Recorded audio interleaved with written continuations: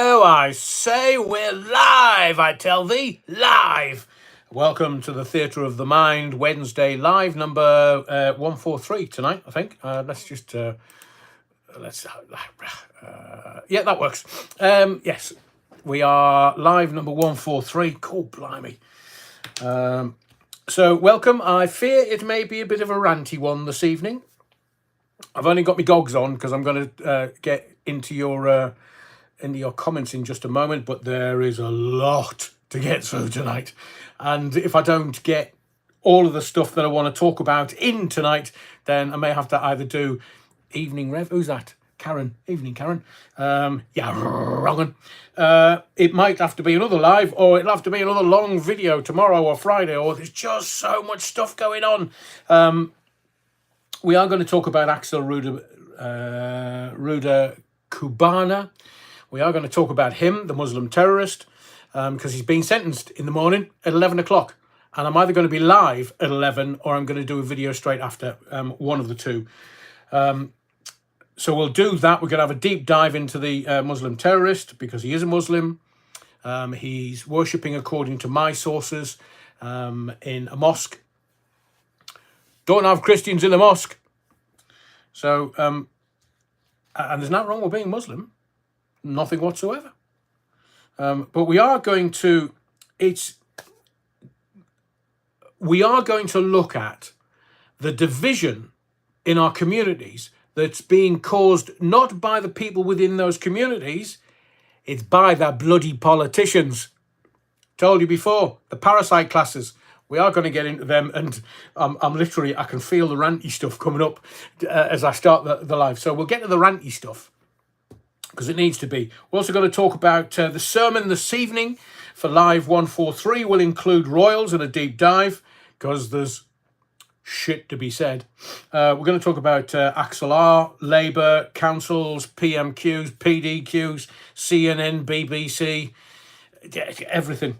And I've actually got a bit of breaking news that's just hit the wires before I came on air. So about a particular council that's, at it. Very at it. So we'll get to them in a moment. But good to see Sandra Wytham's in the body of the Kirk this evening, Sandra. I missed you at the weekend. Didn't have a chance to, you're sitting top of the league again. Yeah, wrong. Hang on, is it Sheffield United first, Leeds second, Burnley and then us, Sandra? And our second goal was not offside last night. But, sorry, Sandra, you might not have seen any footy. Hey there from a very hot Barbados. Oh, yeah, jammy so-and-so. How did you manage to wangle that? Were you carrying somebody's suitcase or something? But hope you're having a fantastic time. And you're getting your bod sun-kissed, and you're having, a fabulous time, fabulous alcohol. The rum in Barbados is fantastic. Never been to Barbados, although we do have a friend that lives there. So you'll be happy with the footy, I suppose, and the sunshine, and the food, and, done some people make you sick, man.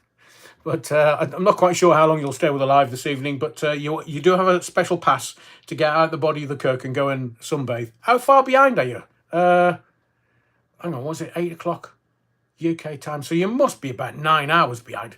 Oh, middle of the morning. Fantastic, Sandra. Good to hear from you. Welcome to the body of the Kirk. Yeah, wrong. Andy Turner. I've had a go. I've had a practice. So Andy says... Rev, hi all. Don't know if this still works. Ask Alexa. Say Keir Starmer, carrot, coffee, bean 100 in Welsh. Keir Starmer, carrot, coffee, bean 100 in Welsh is Keir Starmer, fa coffee, moron, cant. I've done that a million times before I came on air because it just makes me laugh. Cheers, Andy. We'll have to clip that for sure. Stuart, evening, Rev. Just got back from holiday. Mum had a great time in London for her 60th. Ooh, London. They do say that, London is about quantity of life, not quality of life. So I hope you had a good time, Stuart, with your mum. And I'll be able to watch live tonight. I've got something for you. Oh, I say, it's in the hibiscus. Well, I'm doing coffee chasers now. So I've got me, a long story. I've got me coffee just to keep me going. And then I'm having an hibiscus chaser with a little Jaeger bomb. Oh, I say, Stuart. Nectar of the gods. Anyway, I better start drinking that soon before it cools down. Welcome to the body of the Kirk, Stuart, as ever. Stuart's obviously tried the Keir Starmer carrot coffee bean 100. Oh, just the funniest thing. Rusty Mouse, Rev, I hope you have your long johns on. I hate to see you up there quaking like a frozen chicken. I'm fucking freezing tonight. I mean, it's just not funny. And then we're getting the winds. Or is it Ireland's getting the winds? It might tip over the Irish Sea. But seemingly we're going to get... so if you're off anywhere... I mean, I'm off to Malta next Wednesday, and there will be something here. Don't worry, I'm either going to do a live from Malta. I don't think there's ever been a live done from Malta, maybe. But we'll have something for you on Wednesday and Sunday, because I'm being taken away from my birthday. My birthday on Monday. Yeah, 21 again, times 10. Who was that? Rusty Mouse. Yes, Rusty Mouse. He's freezing. And I'm from the north. I'm from Sunderland. Like, we go swimming in the frozen sea just for a lark in Sunderland. I think the older I get, the less I'm able to handle a cold, which is, it's just not on, really. But Rusty Mouse, welcome to the body of the Kirk. Super Ted, good evening, Adrian. 12-hour shift done. Oh, you're wrong. Quick shower, and I should be back for the start of the show, mate. What brilliant, Super Ted. Lovely to have you in the body of the Kirk. A bit of altar wine and a bit of Battenberg will see you right, and we'll give you that sugar rush just to keep you going through me malarkey for a couple of hours. Stuart says, hey, Rev, speaking of the back door, ask Alexa, what's backdoor slang for...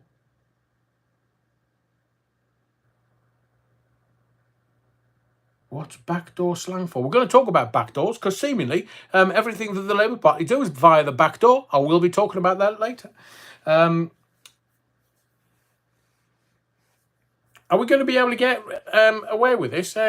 Because those two Babylonian whores, they're still at it. And I did see, obviously I'm doing me research, kind of research, acceptable research. It's not NSFW. That's not suitable for work before you start. I've been doing my research, and seemingly the Bonnie Blue and Lily Phillips have been best mates. And Bonnie Blue, seemingly, has made £3 million from her OnlyFans. No, the wonder they're at it. No, the wonder they're vibing off each other, so to speak. Because Lily Phillips was going to do something this week, but I think the Donald on Monday, and then Queer Starmer, as in Queer as Folk Starmer, are kind of putting the kibosh on all of that.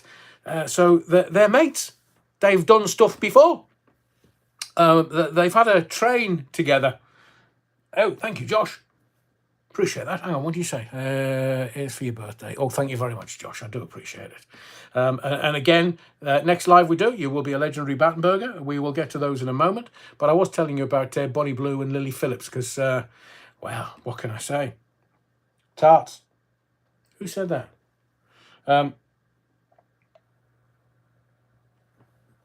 That's the coffee nearly done. Hibiscus soup. Caramboo says, evening, Rev, and all you other roggins. It's still getting colder here, and they say beginning of Feb. -8. What the bloody hell? It's not even February yet. I mean, the Maltese sun doesn't compare to Barbados for, like, Sandra, but it's going to be... maybe I should... Andy, thank you very much. Fifth super. Thank you very much, Andy.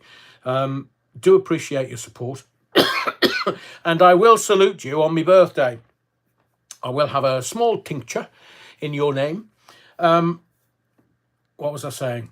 Yeah, Bonnie Blue and Lily Phillips. So my research tells me that they are making life-changing money.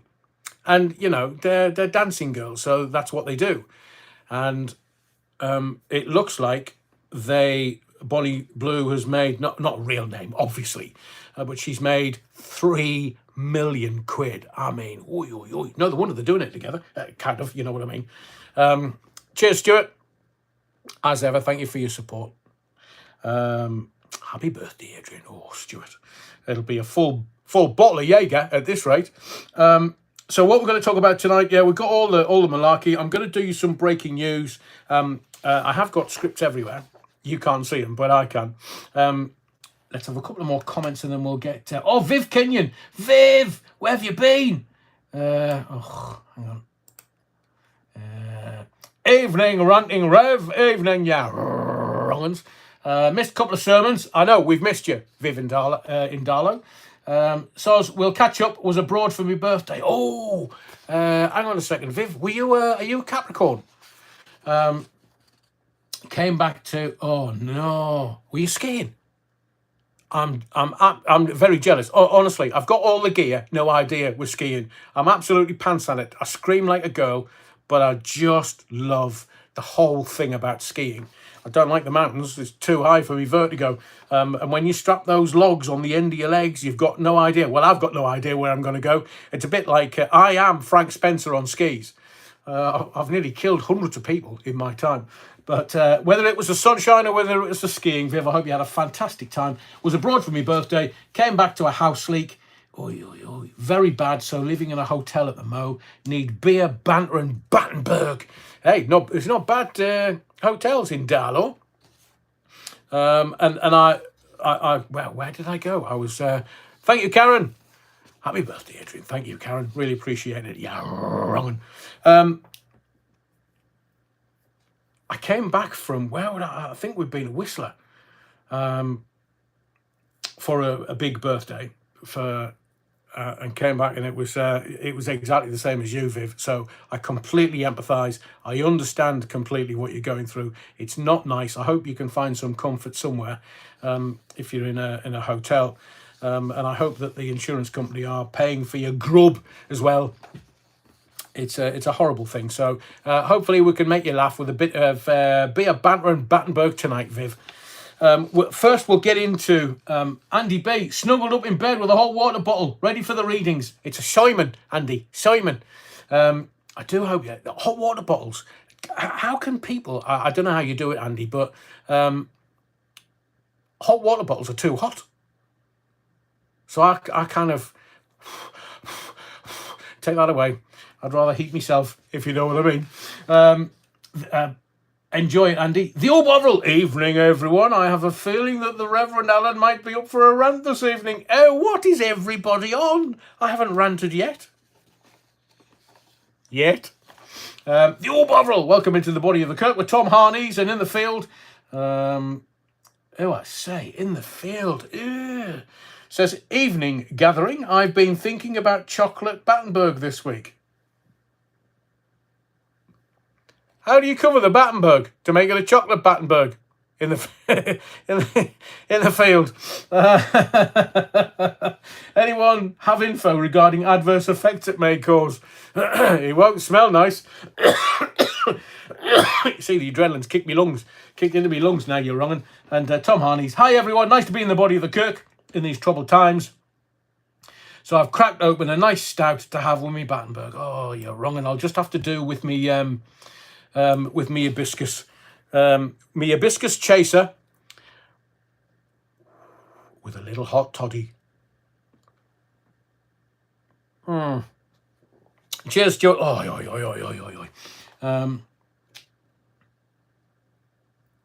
Andrew James, you are going to be edge of 17. Be honest about your age. I was. Can't you do arithmetic, you wrong'un? I said 21 again times 3. Yeah, wrong'un. What's wrong with these? Did it not work? Yeah, Topper, the Lord, Topper of the 69. 138 watching. More to come into the body of the Kirk. But please, just ding the likes, hit the thummy thing. It makes all the difference, seemingly, according to what YouTube say. And they send us out like videos every week saying, oh, do this, oh, do that. And we're making them shit tons of money. Anyway, I want to tell you this breaking news. It literally happened just before I came on air. Tonight, a motion was brought to Bradford Council by the Conservative group calling on all Bradford district councillors from all political parties to support a full independent national inquiry into the R gangs, the grape gangs, and CSE, which is child exploitation, CSE, with a specific focus on Keighley and the wider Bradford district. Now, it's all kicking off in Keighley today. This landed just before I came on air, but I've been watching Keighley all day. Labour councillors blocked the motion. You don't say. So Labour councillors blocked the motion and instead put forward warm words with no meaningful impact. Shameful. Absolutely shameful. So the Labour councillors blocked the motion because they didn't want a national inquiry. Oh, I wonder why that is then. The National Labour government are refusing to instigate a national inquiry because you've noticed that Yvette Cooper, and we will get to what she said, because I was watching and making notes as I was with Queer Harmer. That's Queer as Folk, obviously. I've been watching all week as to what exactly they're doing, and I'm going to explain it. You know what I'm going to say. You know how I'm going to verse it, because you know what this channel's all about. The vote at Bradford Council tonight happened on exactly the same day that a question was put to Professor Alexis Jay in Parliament through the Home Affairs Select Committee. Oh, so what was that, Adrian? Professor Jay, that's Professor Alexis Jay, wrote the Rotherham Report, and she suggested one of the reasons local councils refuse to back inquiries is they don't want to be the next Rotherham. In other words, there'll be a kind of collusion not to commission such reports. So they're going to sweep it under the carpet. We're not going to be allowed to see it. We're not going to be allowed to know about it because the filth that's coloured red, whether it's national or locally, are evil. Evil, evil, evil. And what they're doing to our kids, look, karma is coming. It's coming for the Labour Party. Whether it be local or national, karma's coming. So tonight's actions by the local Labour Party in Bradford Council is completely indefensible. They are actively blocking further openness and transparency on this horrendous crime, which continues to haunt Keighley and the wider Bradford district. Now, I want to know what Andy Burnham's up to, because he's remarkably quiet. You know, Greater Manchester Mayor, all these mayors, they're all Labour. A fair few are of a particular persuasion. I mean, nationally, they're just all, well, you can't say that, Adrian. Legally, you can't. So tonight's decision is exactly why we need a full national inquiry. Because this is not going to go away. This is not going to go away. Axel R, Ruda Kabana is, I still can't say it. I've tried all day. He is just a distraction. He's being sentenced tomorrow at 11 a.m. Those bloody quarter slackers, they can't even get out of bed. 11 o'clock, that's half the day gone. Half the day's gone and I haven't earned a penny. Great song. Google it.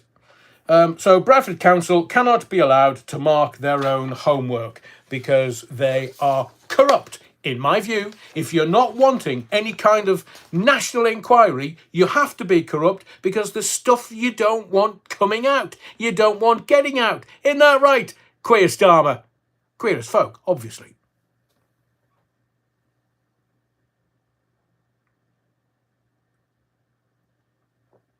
I have been thinking, why do you think that Tuti Icke, Starmer the Harmer, is being pictured a lot with his wife recently? Why do you think that is? I already bloody know. Who said that? Was that Alexa? No, shut up, woman. So I just thought I'd let you know about that. And talking about Labour, this is not going to be a Labour bashing evening, because I'd rather bash the Bishop than bash Labour, because I feel sorry for them, because they're as thick as pig shit, they're inept, and they're corrupt. I mean, what have they got going for themselves? Free suits, free glasses, free clothing for the missus. That's what they're getting. So I came up with, I do believe that the Labour Party should actually change their logo. And I do believe that a new party symbol for Labour would be a condom. Why do I say that? I know that's literally, I could feel you going, why would you say that, Adrian? Well, it would more accurately reflect the party stance. Listen up, I can give you evidence, my lord. A condom as the Labour symbol allows for inflation, halts production, destroys the next generation, protects a bunch of dicks, and gives you a sense of security whilst you're being screwed. So I think it's quite apt. Condom for Labour. I think it would, well, it might get them a point or two in the polls, because I'm going to give you the latest opinion poll that landed today. Oh, hello, Chris. Axel Ruda Kabana appeared on the BBC as a child. Yeah, I've got all that. I've done a deep dive, Chris. I'm gonna. So the Muslim terrorist,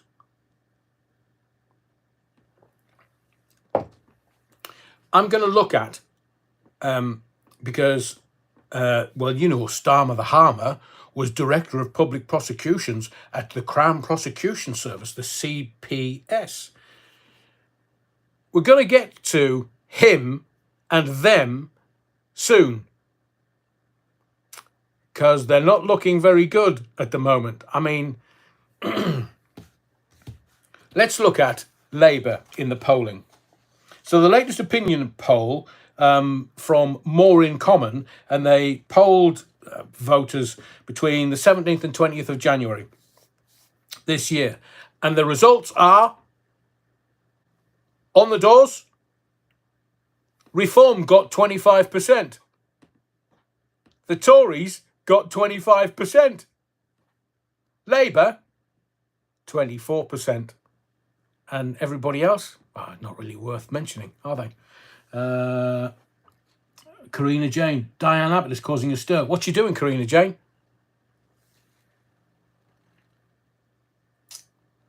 The old Bovril, that's what is meant by the Labour Party French connection. That's very good, Theo Bovril. That's very good.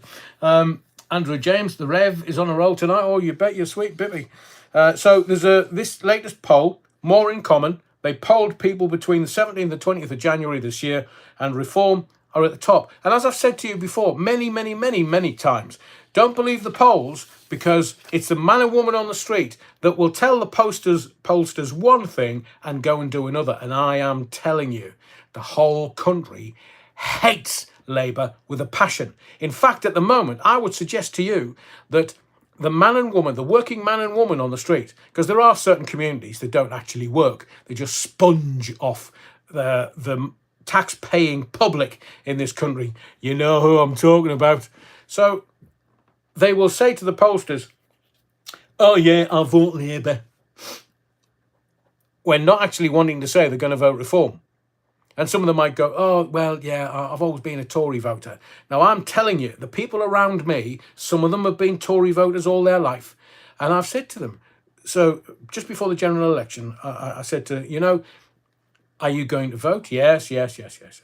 Are you going to vote a particular way? And everybody that I spoke to was very honest with me. And they said, look, I've been a Tory voter all my life. I just can't vote for them. After 14 years, I can't vote for them. And I definitely can't vote for the corrupt lot after what Tony Blair did in 97, all the way through to Gordon, that bloody woman, Brown.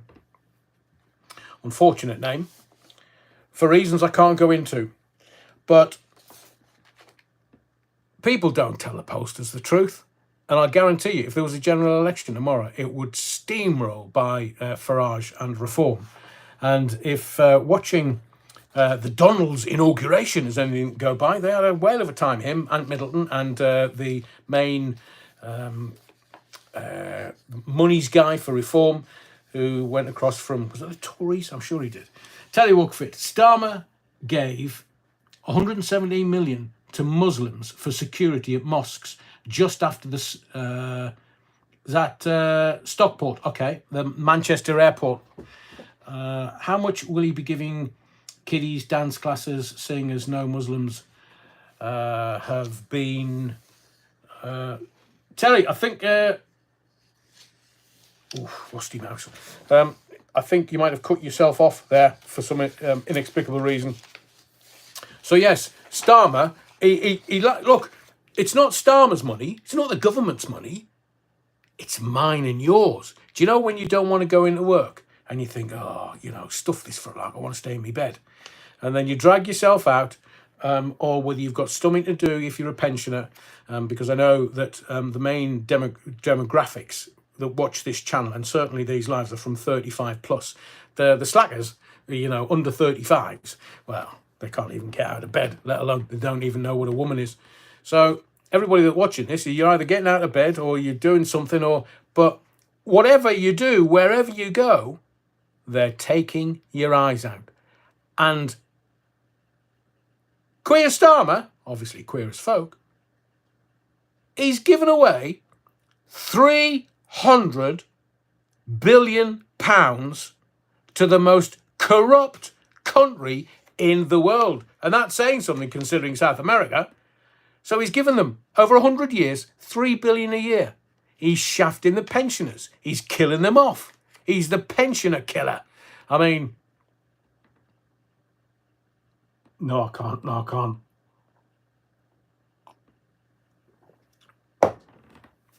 Oh, no, Adrian, you can't.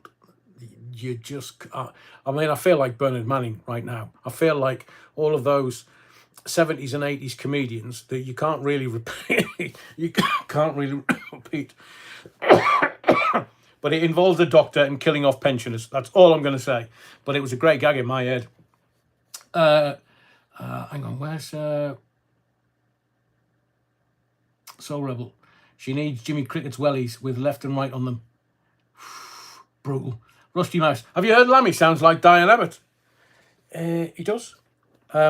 If you are on X, look for @Adrian Allen. That's like my real name, and it's my X profile or Twitter profile. Oh, hang on. What the bloody hell? Just give me a second.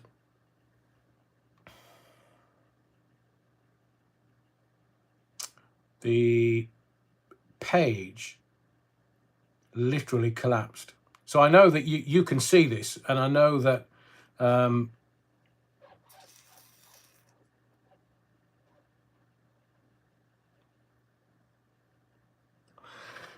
right, we're back in.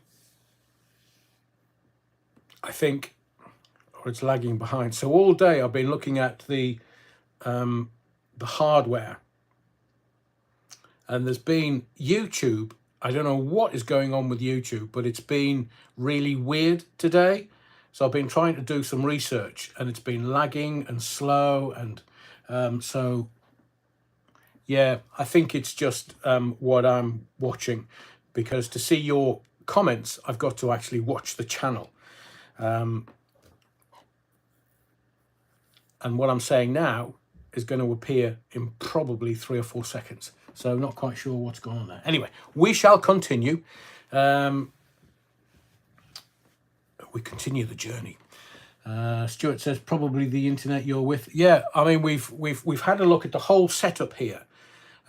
because, you know, the family has different needs and wants. So we've had a look at all of that. I believe it's YouTube. I don't believe that it's a system we have here. And we've got the best that we can get. Try turning off Alexa too. She's a drain on your bandwidth. Not while I'm doing this, but if it happens again, yeah, maybe.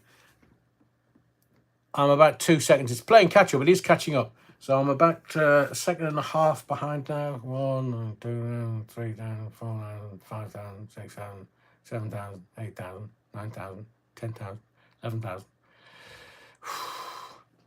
11,000. Viv, can you hit the likes? Your wrongs. Yeah, your wrongs. Before I continue, hit the likes. We're nearly 200 people and 82 likes. So let's get back into the flow of things. So I've also got, the word was breaking just before I came on air, that reform, you know, that the Donald was inaugurated on Monday and he's gone in there and like 200 executive orders, bang, bang, bang, bang, bang. So, and he hasn't mucked about. And one of the first things that he did was he took America, because they were giving them like £500 million a year, because America has this debt that I've told you about a myriad of times, $36 trillion in debt. That's where they are. And what they need to do is not even their GDPs paying the interest off on that $36 trillion, because what the politicians do, look, politics is about the grift. It's not about doing the best by your community. It's about getting into power, abusing that power, and making as much money as you can. If you're American, Nancy Pelosi, how come she's got like tens of millions in the bank, where the most she makes is $170,000 a year? Clever. Maybe we should all buy the same shares that she's buying. And same in this country. They're just, we'll give you this money, we'll give you that money, we'll give you this foreign aid. Starmer is hated in this country. His polling is like, it's worse than Meghan Markle's. So that's some achievement in 6 months, considering she's been at it for 5 years. Married, not, you know. I haven't seen her on a yacht for a while. Just saying. For a friend. We'll get to ginger bollocks as well later, because of what's happened today. So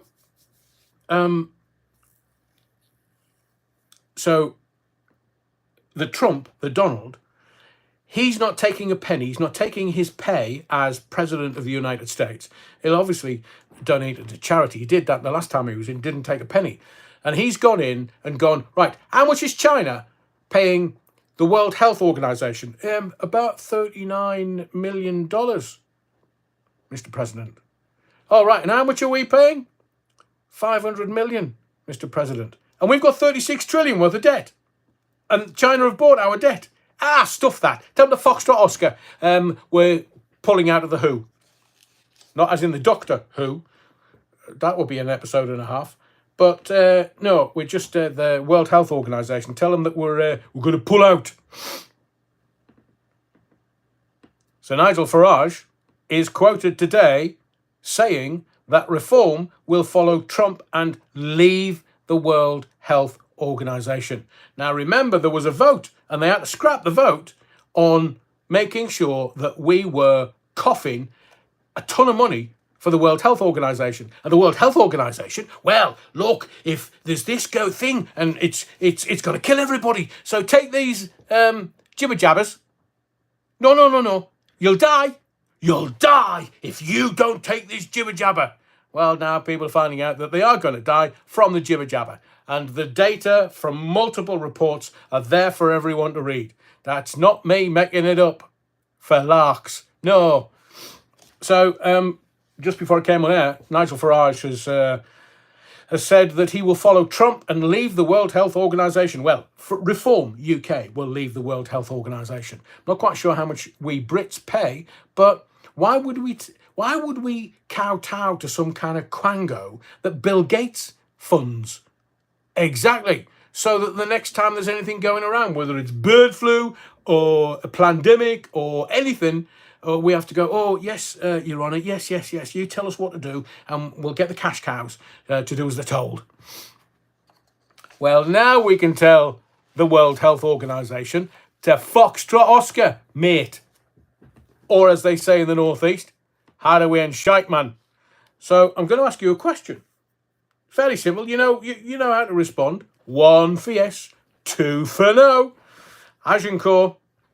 I want to know if you've actually, and be honest, if you haven't, you haven't. Just say it. I'm just trying to check sense the room, really.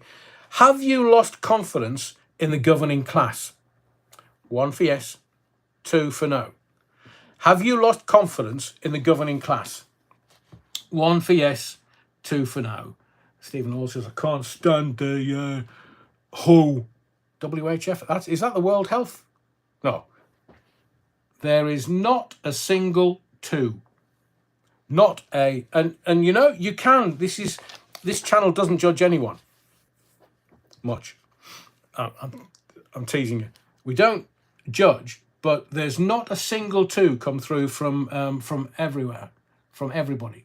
Kathy Harper's one, Lord Jim Dandy, Soul Rebel, Lily Bell, just in case I haven't, Lily, Paul West. And if you are a newbie, then let me know in the chat, because I'll pop your cherry, because we like newbies. It's a bit like first timers on phone-ins. It's always great when you get first time callers or people that have Keith Mitchell never had any to lose. Yeah, wrong. Unkuti Gatwa has quit World Health Organization as well. Thank you, Tom. Was she in Davos this week? Because we're kind of going to get to Davos, because I'm going to give you a bit of background, bit of stuff you won't get anywhere else about the WHO. So thank you for your votes. There's not a single, the Bad Wolf Project. Oh, holy Jesus, are we paying the World Health Organization 100 to 150 million annually? So these inept, the evil Reds, they're like nearly 500 million in their term. Or it might be, hang on a second, say 150 times 5, 750 million. That's 1.5 years at America's largesse. P.T. Ham, they can all Foxtrot Oscar. Stuart says, I've been since the beginning and you've popped my cherry 4 times. Stuart! No, I haven't. 5. So thank you for all your votes. Thank you to my sofa lifted reading that, Tom. Oh, steady on, Soul Rebel. Must have been the beans. Stephen Hall should leave the WEF too. We can't leave the WEF because it's invite only. You have to pay, your fees are 20 grand just to go there. Then you've got Stuart, legend, you're wrong. And then you've got 20 grand for tickets just to get there. And then you've got your flights and your hotel, and the hotel costs go through the roof. I've told you, people kind of, all the people from Davos move out of Davos because I am quite well aware that apartments cost like £40,000 for an average 3-bedroom apartment, and 2.5. So some people are getting $50,000, $60,000, $100,000 or Swiss francs for their houses and apartments the week of WEF. So most people land Saturday, Sunday, get themselves together, and then they've got 4 days of kind of running around, glad-handing, meeting people, having breakfast. It's all free, all of it. You kind of go from place to place to place, just grabbing food, and then you go to the kind of centre where they have all the lectures and stuff. In fact, I'll start now before we get to digital IDs. Let me tell you, David Beckham was there today, and I know that he had his team in Davos. I know. I'm not making this up. I'm not clutching at straws. I know. Beckham was there to receive a Crystal Award. Now, they only dole these out 3 people per year. So this is how important this award that David Beckham's just received from the World Economic Forum. What's he doing there? Now, seemingly, the United Nations have wanted him to get this award because he's done a lot of work with children around the world. I hope not P. Diddy style, but he has been to a P. Diddy party. Let me tell you, so has Victoria. Categorically, 100%, David Beckham's been to a Diddy party. Maybe just the one, but I know that Beckham, the two of them, have been to a Diddy party.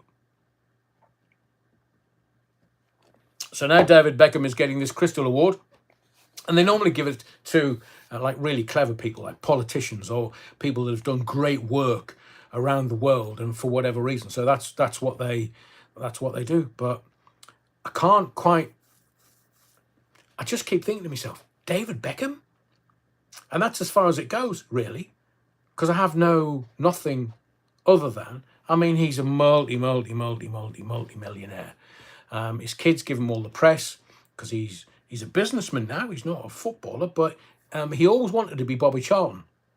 And Bobby Charlton did his football schools in the sort of 60s and 70s. George Best did them, Bobby Charlton did them, and now David Beckham's doing them and getting plaudits for it. But my research will be ongoing.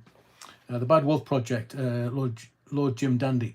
In 2022, the UK made an estimated gross contribution after the rebate of 17 billion. Sorry, Bad Wolf Project. Is this to the WHO? The UK will also continue to make contributions to take part in the EU programmes for 2021 to 2027. So we made £17 billion of donations to the EU. That's why they don't want us to leave, because that's a fair chunk, considering that. And this, please take this on board. Starmer is not President of the United Kingdom. He is the Prime Minister. I'll say that to you again. He is not President of the United Kingdom. He is the Prime Minister. Stuart, did you put something else in that hibiscus you're on? Feels like I've had a pint. Or two.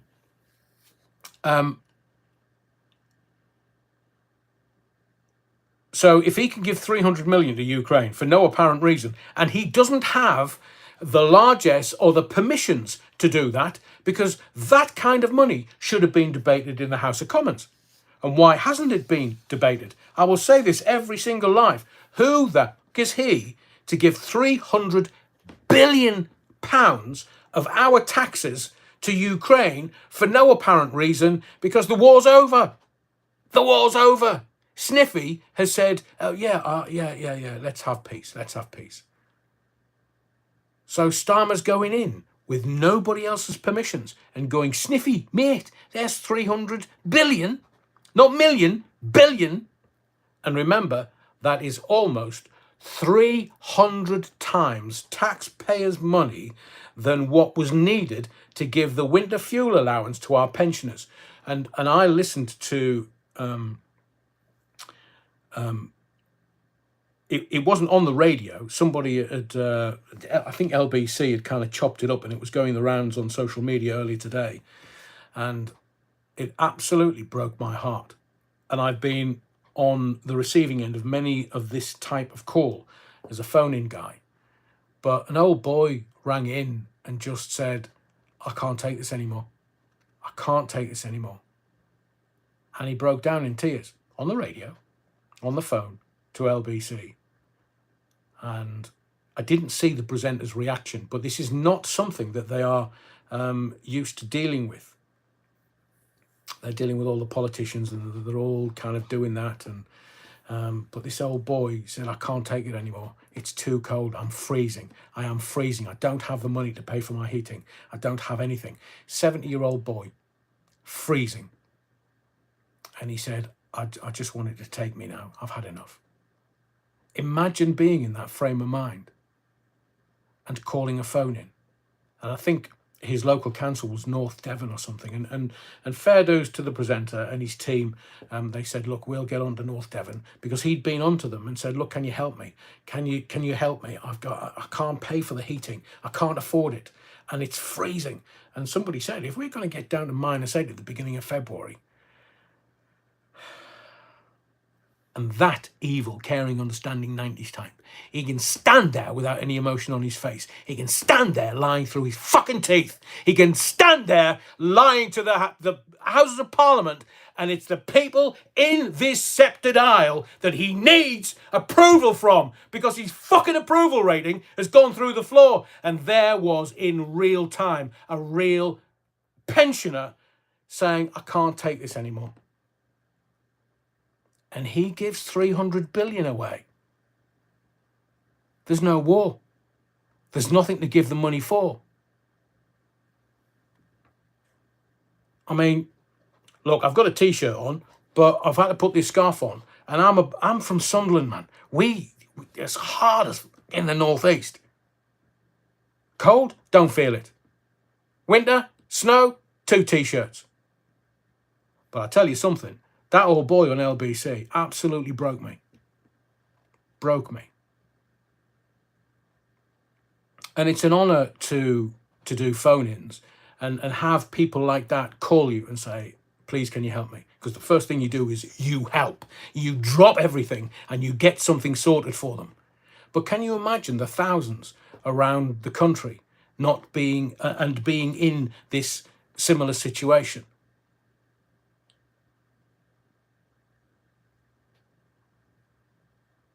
If I can find it, if I can find the audio, then I'll put it on the channel over the next couple of days.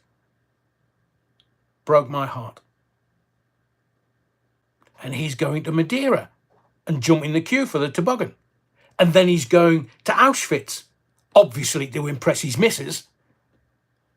She's Jewish, as are his kids. Well, 2 of them. So he's just, it's ego on display. It's evil on display. And he stands there at the dispatch box trying to be fucking funny. He's about as funny as a kick in the nuts, that boy. He has no personality. He's a barrister. What do you expect from them? They use their personality as contraception. That's why the bloody Houses of Parliament are full of them. Talking of which, we'll move on, because as I said to you, it might get a bit ranty tonight. But it's...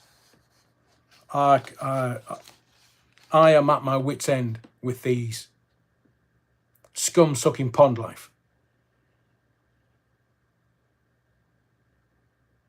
That old boy, man.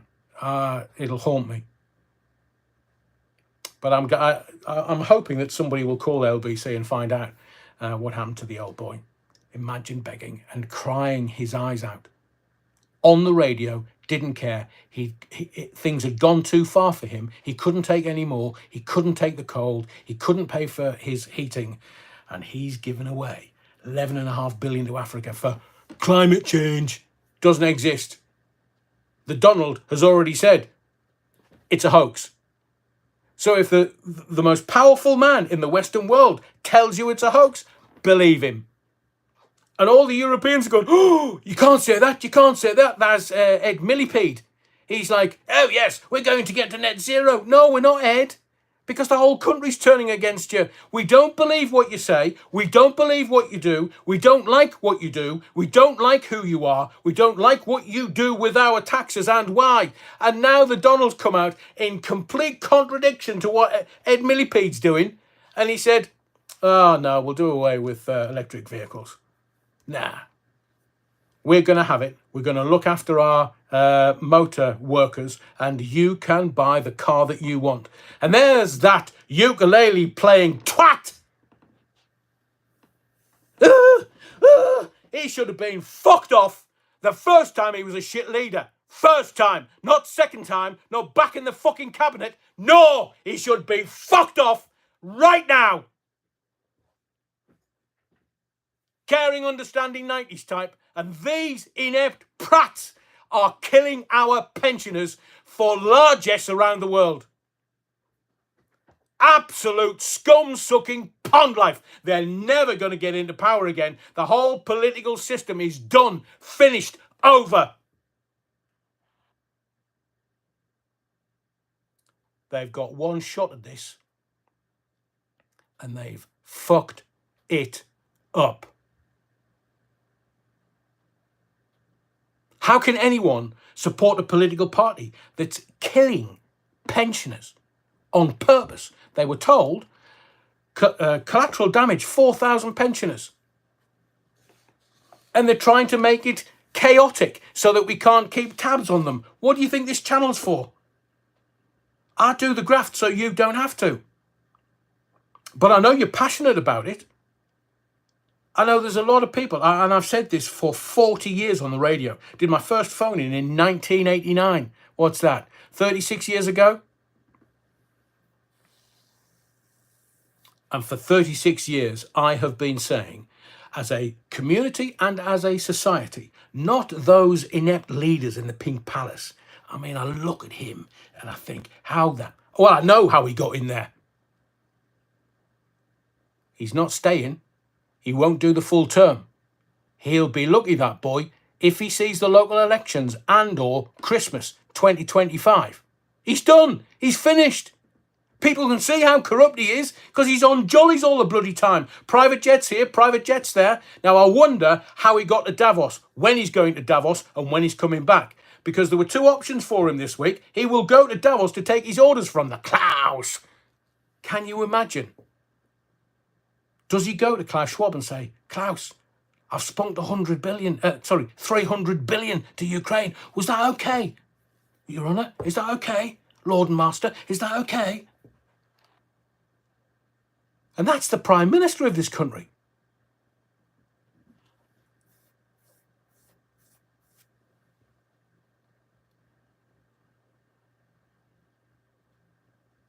In the words of the great Chinese philosopher, thank you, Paul.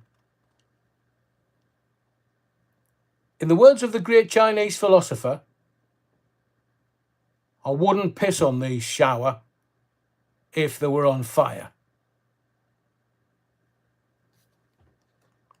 Because you know what's coming, don't you? For those newbies who are relatively new to the channel, because it exponentially is growing. Thank you to everyone that supports the channel. I told you in July. So we're now, 6 months down the line? I said to you that Tony Blair wanted to have individual digital identifiers. I told you that, ahead of everybody else. Nobody had worked that out.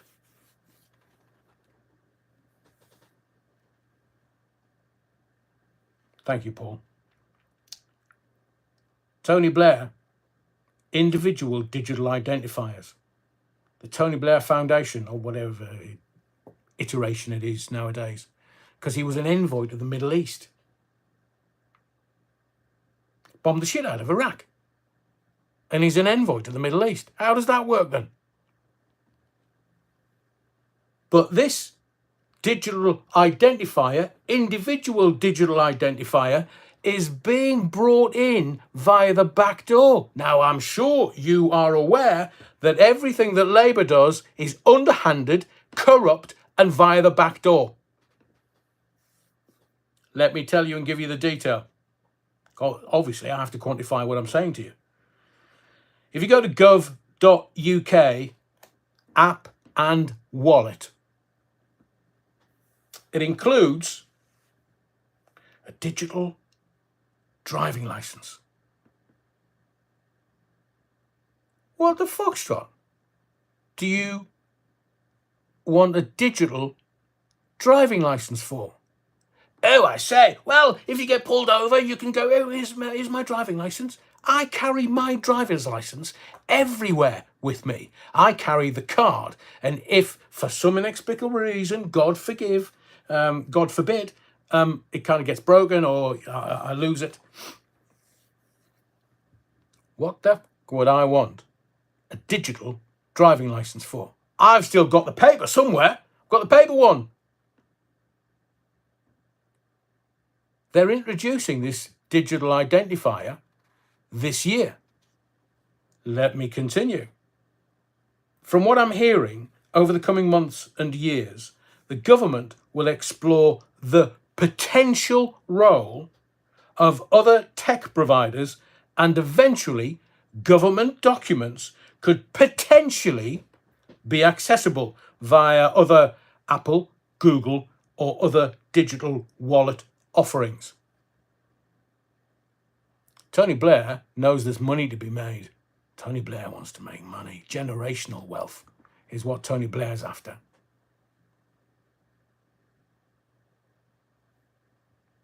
And he'll go, well, you know, Bow Street Magistrates, Charles Linton. It's all through the back door. Now, look, they're saying the NHS app, if you have babies or, your grandchildren, when they come into the world, they're automatically on the NHS app. And then, like Christmas, if you wanted to go out for a beer, you needed age verification, that you're over 18 and you can drink. So Pintmas encouraged you to have another app, not the NHS app, another app. And now we're being told, oh, you can have your driving license digitally in your phone. So what they're going to do is they are giving you a solution to a problem you never knew you had. They're evil. They're evil. They know that the Donald has slowed their traction down by 4 years. They're hoping that the Democrats will get in next time. No, they won't. Only if they buy the presidential election again. So we've got 4 years of this cut and thrust of politics, as Starmer calls it. Everything through the back door, the NHS app, legal age for drinking, everything. They will chip away at this, and they will do everything to make sure that you don't cotton on. And I'll give you this analogy many, many, many times. I'll give it to you again for the newbies that might be in the body of the Kirk this evening. You put a frog into a pan of boiling water, the frog jumps out. But you put a frog into a pan of cold water, then turn the heat on, it'll boil to death. So we can get to the Donald in a moment, but there's some other more important things that I need to tell you so that you don't forget. And as I say, these lives, thank you, Ian. Oh, thank you very much. Always appreciate the newbies, always. So what is happening is that they are doing, people are saying, it's the WEF, it's the WEF, it's the WEF. Well, 10 years, 20 years, 30 years ago, it was the Bilderberg Group. And everybody wanted to be in the Bilderberg Group and the Club of Rome. And now the target is the World Economic Forum because it's got a Bond baddie heading it up. He's 86-year-old. He's not got much longer, mind you. Digger, what's his face? Owner of the Sun, 93-year-old. He was getting married at 91. What the bloody hell was he using? How do you consummate a marriage at 91? Slowly. He could have put a hip out or anything. Consummating the marriage. What do you do if you don't? Anyway, that's just my thoughts. But Klaus is seen as this kind of character. He's almost a cartoon Bond baddie. But I've said to you before, how do you dish out orders to the political elite around the world? Because he's into Canada and Britain and Macron and all these political leaders except America. Because the Donald is like, oh, here, go off, I'm in charge. And the Donald has set it all up so that he is in charge and they're doing his bidding. The first time he was kind of finding his way around. Didn't know what was what and how it was. He's not a politician by any stretch of the imagination. But we were so close to nuclear war but a couple of months ago. If Camel Toe had got in, we would have been blown to smithereens because the Americans never have war on their land. It's always somewhere else. And who was it? Was it the Donald that came out and said, yeah, we won World War II? Did you, mate? Did you absolutely fuck? Do you see how the Americans will take the glory for everything. They think that John Wayne, it was the Allies. Yeah, of course, America was part of it. But we fought tooth and nail in this country, and it was our RAF, the Battle of Britain. Wasn't the Americans. And I get that, we had the Empire, we had India and Australia and many, many, many other countries that helped us because it wasn't easy. Keith Mitchell, who took Berlin? The fucking Russians, mate. Because it was the Russians, seemingly, that found a body that they said was Hitler and his missus. The Russians got there first. 60 million people, 60 million Russians were killed in World War II. 60 million Russians.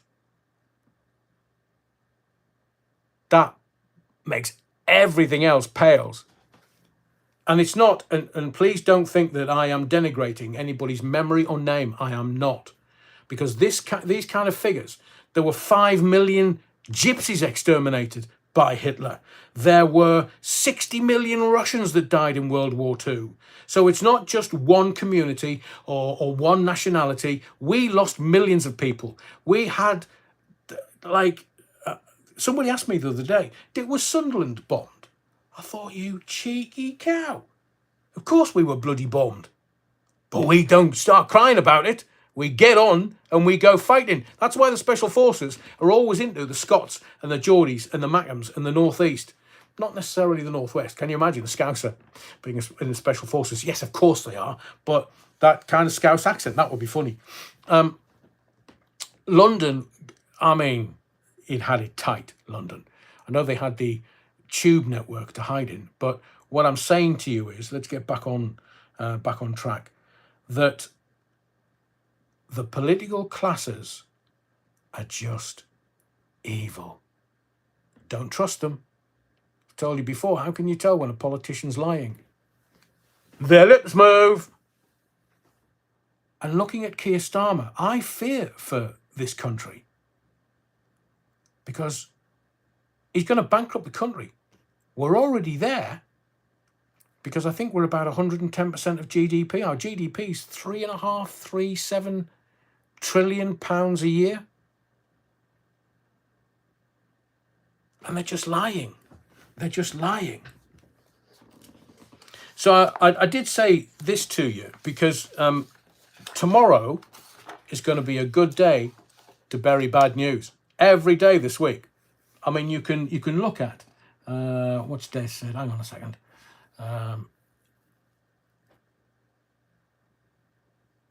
Jules D says, Adrian, what's your thoughts on Trump's Stargate project? Like the name, everybody's getting very excited about AGI, not AI, AGI. And this, Musk's come out like some petulant child. I mean, he's definitely on the spectrum. Musk, definitely.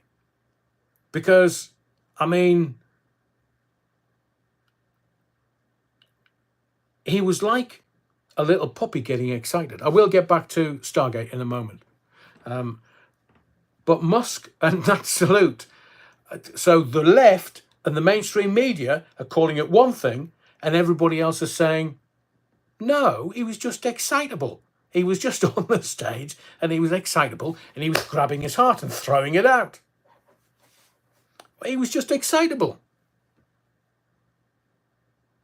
And then I have seen, nowadays it's all memes, but I've seen the funniest memes where they've taken the left and they've taken some broadcasters and shown them in similar positions. And people react with humour, and that is a wonderful thing. Because just getting angry, God, that's what they want from us. Stephen Hall, my gran didn't like the Yanks during the war either. Yeah, they were oversexed and over here with their stockings, their wrong uns. So, Stargate. They're talking about huge amounts of money that the Donald has allocated to this Stargate project. And Musk's come out and said, no, they haven't got that much money. No. But I think that the country that has, China has insanely awesome AI. It's a race. So you can guarantee that the Russians have plenty of money for that, although Trump is saying that their economy is in the pan. So I wanted to, can I do it here? I wanted to read you one of Donald Trump's statements today, which mentions the Russians and their economy, and he literally is negotiating via Twitter. And he's right there. He's getting on with it. I think Stargate, I get a lot of news around AI and crypto because digitally that's where we're going. And they want to control us with AI. So the best thing to do is actually know your enemy. So know where we are. And I know that AI is so advanced at the moment that there was one of the tech companies that said they had sentient AI 3-4 years ago. It was before lockdown, I'm sure. They sacked him, that particular techie. Can't say that. Well, if you have, you have. I'm sure the computer wouldn't be very happy being switched off at the wall, but Stargate, great name, makes me nervous. And they're allocating a shit ton of money. So let's watch it. Trump's not messing about this time round. He's got the left-wing media, literally all of the mainstream media and the legacy media in America. They're at him. He's doing like 3 or 4 things at once, and he's taking questions from them. And he's literally, somebody asked him a question, and he's like, "Oh dear, you," and he's signing these executive orders while he's taking the questions from the press pack, and they're at him. So he's like, "What are you saying that for?" Literally, I've been in the job 24 hours, and you're at it already.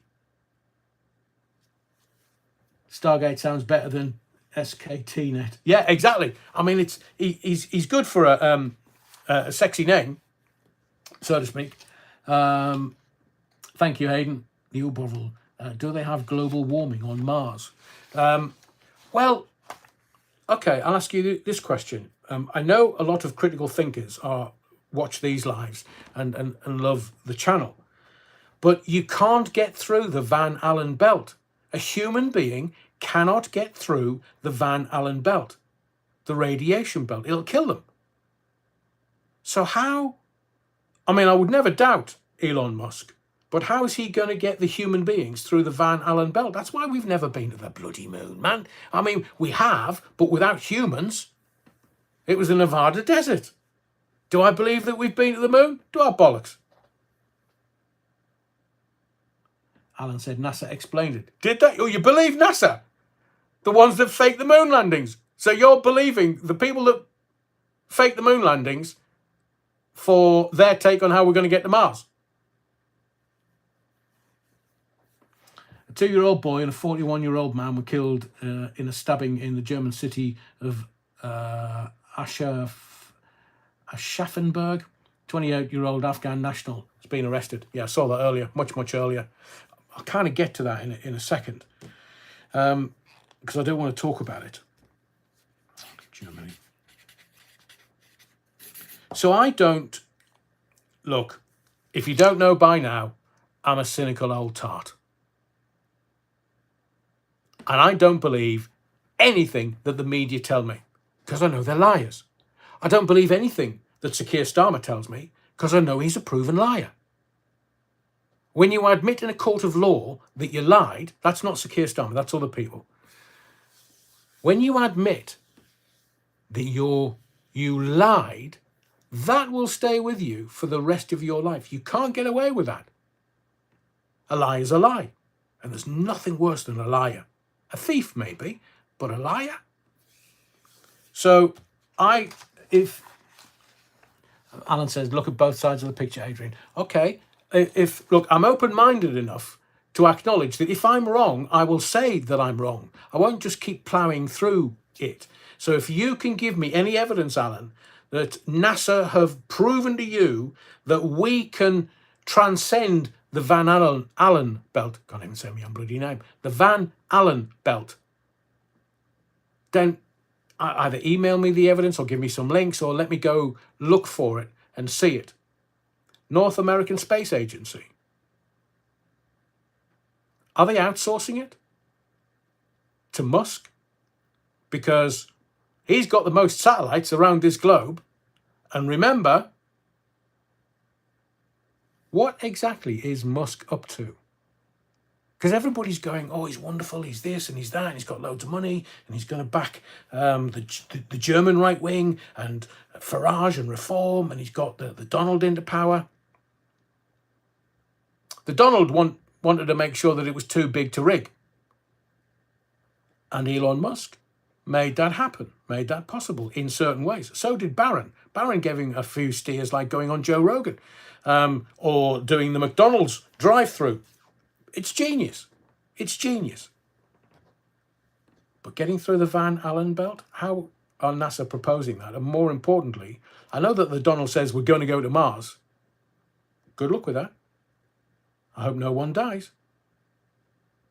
But if they are explorers and they want to go explore, I mean, there were some pictures the other day about Mars, and it wasn't Mars at all.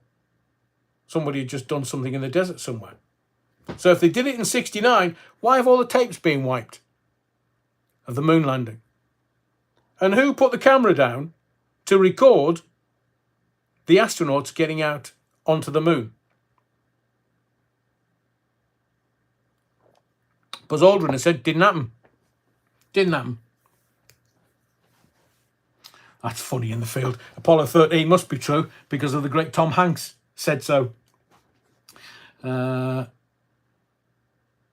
on a second. Tracy the Celibate Sinner says, why was it Milky Way? We're back to Lily Phillips. She got that all over her face. NASA, never a straight answer. Richard D. Hall. And Alan says, NASA says at 25,000 miles an hour, the astronauts were in the belt for minutes. Okay.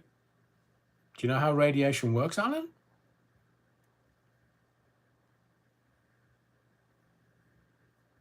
Some of the men at Chernobyl were in the radiation for seconds. So I kind of get it, but if it's plausible, feels like a lie. So I'll tell you what, I'll do it. I'll stay open-minded, Alan. I will stay open-minded, and I'll do my research around the Van Allen belt. I'll look at how big it is and how fast they're travelling, and I'll do all that research, maybe for this coming Sunday, or certainly when I come back from Malta. Oh yeah, there was no voice delay. I mean, from the moon to here.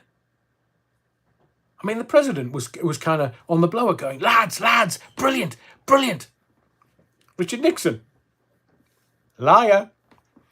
Oh, not the same radiation and not the same intensity as Chernobyl. All right, Alan. I'll keep an open mind, and if I'm wrong, I'll hold my hands up and go, I'm wrong. But the stuff that I bring to the lives normally, we've kind of gone off track a little.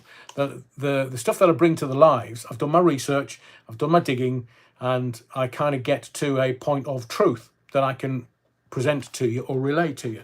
The other one that I want to make you aware of, we've gone past the digital ID thing now, because they'll do it quietly, they'll do it gently, so you don't see it coming by a million miles. Andrew James says, who filmed the spaceship blasting off? I know, very good point. If they left the camera there, I mean, did they use microwaves to send it back to planet Earth? There may be a good reason, and they may have set up that camera just to leave it there. But if there was a camera there, then some of the great astronomers will be able to pick it up on the moon. I think the Chinese got there, didn't send any humans, but they did the Russians get there? No, they just went into space. So I'm telling you some of this so you can kind of go, right, okay, get that, get that, get that. There's the dots, we'll join those up. Oh, Jesus. So the Labour Party are evil. So we've done the digital ID. That will only be brought in by the Labour Party, because the things that they want to control, they're not really things. It's you. And they will find ways to control you and have you do as you are told without actually you realizing that you are going to do as you are told. Now, I'm a bit of a rebellious old tart. I've seen enough of life to know that I'm not going to be controlled. I don't give a flying. And I want you to have that same attitude, because that's what it is. It's an attitude. And I've seen all the movies, the science fiction movies.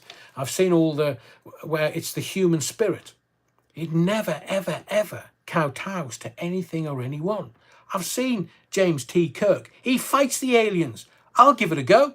They'll probably kill me, but I'll give it a go. War of the Worlds. I mean, before I get into, I want to talk about this this CAN bill, the Climate and Nature Bill, which I was told it was tomorrow. It may be Friday that it's heard in the Houses of Parliament. Before I get to that, the Americans, they see a Chinese weather balloon and they think it's aliens because they believe Area 51 exists. It does, and they believe that there's like the greys are there, and there's all these kind of experiments happening on the greys. And I saw, do you know, if I say conspiracy, when I finish this live and I go into my phone, there'll be all this stuff that hits me on the social networks about conspiracies. Well, I've kind of been around a bit to know what is what and how and a bit. And I know I say this a lot, but it's been my life. So today, I was trying to work out whether David Icke is allowed on this network. I've interviewed him on the BBC. I have the contacts, the personal contacts of David, unless he's changed them. So I was going to contact him, but I thought, if I do a live with David Icke and this platform is not happy with him, I remember him being deplatformed, but I might do something on X. Because I think now is the time for courage, integrity, and honesty. We have a platform, not necessarily this one, but we can get round things. But I think if David is in vision, then it might... Oh, Stephen All-Day, is he back on YouTube? Right. I'm going to contact him over the next few days when I can. Hopefully he'll remember me. Because we did the BBC thing. I know the BBC weren't happy with me, but we did the BBC thing. I lost my job with the BBC a few months afterwards, but we had hours with David. And of course he was wonderful. Wonderful. I want to talk to you very briefly before we go on to all the stuff, because we haven't got to young Axel. We haven't got to Starmer and Cooper and what they were up to in the House of Parliament. So I am going to keep going until I get this information to you. I'm also going to give you the top 10 Vanity Fair bombshells for Meghan and Harry, because they're brilliant. But I would like to say that where we are is about challenging our local MPs, writing to them, emailing them. All of their details, all their contacts are, and I've had a look, and even how you address them, whether it's a baroness addressed as a lady, or whether it's just MP, so it's honourable or right honourable, or however, they give you all these details on the government website, and they give you emails to contact them. So I would suggest, because look, the backbenchers, the backbench MPs in Parliament are sort of the front benchers' eyes and ears. And if they're getting a lot of contact from people who are unhappy and who are saying, we're going to deselect you at the next election, whenever that may be, then all these people are after is power. because they get the money, £91,000 a year. Go! And you get extra expenses for your staffing and stuff. And you get all of your food and your drink discounted, obviously, by the taxpayer. So they don't want to lose their seat. And if enough angry people contact their MP and say, this is unacceptable, what the party has done is unacceptable. And as I said in my little ranty bit earlier, politics is finished in this country. It's done. It's over. If you need me to give you the proof, would you vote for the Tories tomorrow? After 14 years of what they did, and the last 12 to 18 months, what they were up to. They've had more prime ministers in the last year than Bonnie Blue had men in that 24 hours.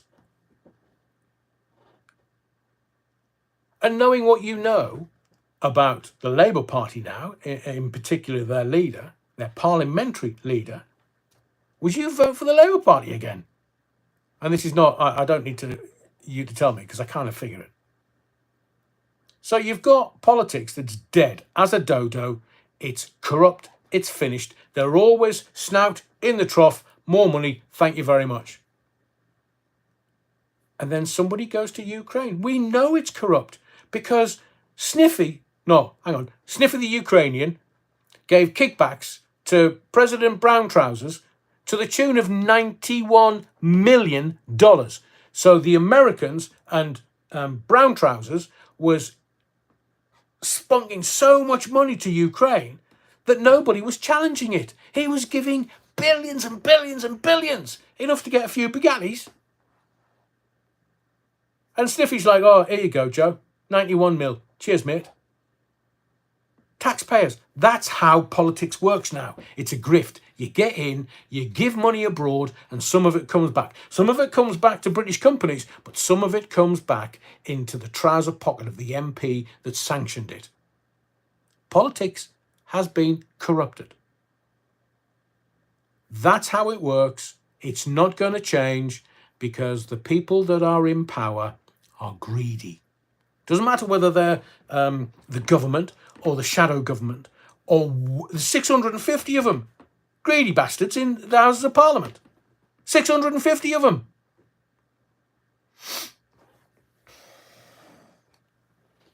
So please, if you can and have the time to do it and the wherewithal, but I'm just supporting you,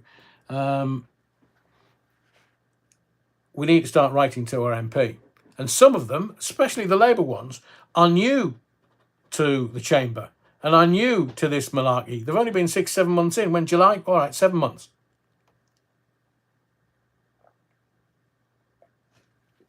But over the next 2 days, second reading.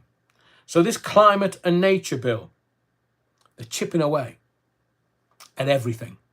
So you will do as you're told. You might not like it, but you'll do as you're told.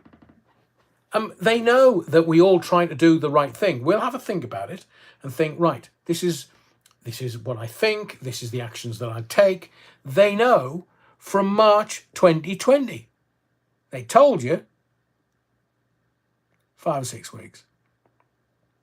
Weeks turned into months. Months turned into years. And people were locked down. That's why we're seeing this increase in mental health issues, especially in the young. The kids just wanted to go to school, be with their pals and their mates. And it caused, it's 5 years down the line. And the mental health issues are just starting to come out. And then, so the people did the right thing by their kids, they thought. They did the right thing by their family. They did the right thing by taking the jibber jabber. And it now turns out that that was the worst thing to do from the reports and the background information that I've taken. Remember, at the beginning, they told you 95% effective. And then we get so far down the line, a few months later, nearly a year later, and they said, oh, it's not effective at all. Just and if you get it, it won't last for long. As I say, I don't judge anybody on this channel because you were trying to do the right thing by your family, your community, and everybody else. But they lied to you. Matt Hancock, He's up there with Starmer for evil. And he's made £500,000 from his TV appearances. Grubby little man. And the information that he had, because I won't defend him, but the information that he had to hand was given to him by Big Pharma. They were wetting themselves laughing, Big Pharma. And nobody can challenge them. Nobody can do anything to them because they've got the security of the president, Biden.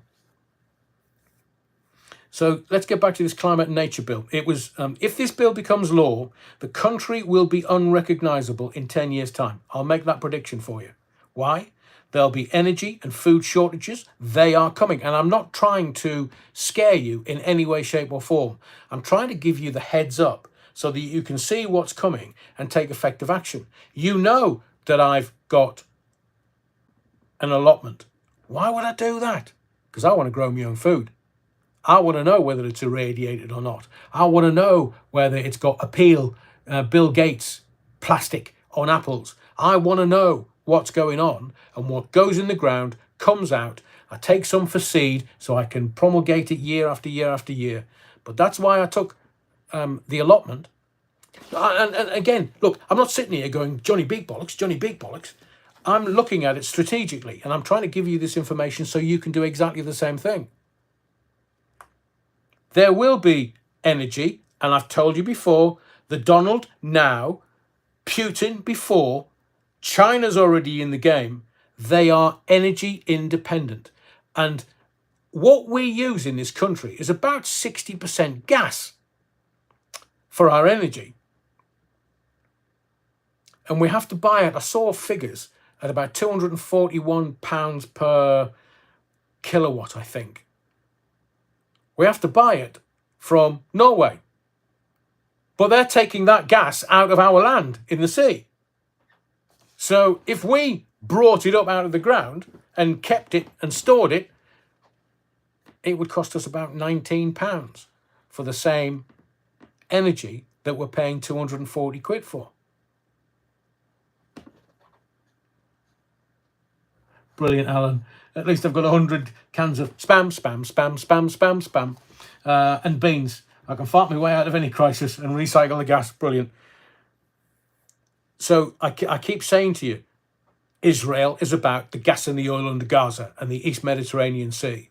The Russian-Ukrainian conflict is about Crimea and the gas and oil under Crimea and the Black Sea. They've already agreed a pipeline out of the Caspian Sea. And back in 2000, the Caspian Sea had, at consumption levels in 2000, they had 300 years at those consumption levels of gas and oil. And I know this may sound boring, but I'm giving you this information so you can protect your children and your children's children and your children's children. Same with crypto. Generational wealth coming over the next 5 years. If you're not in it, and I can't give you financial advice.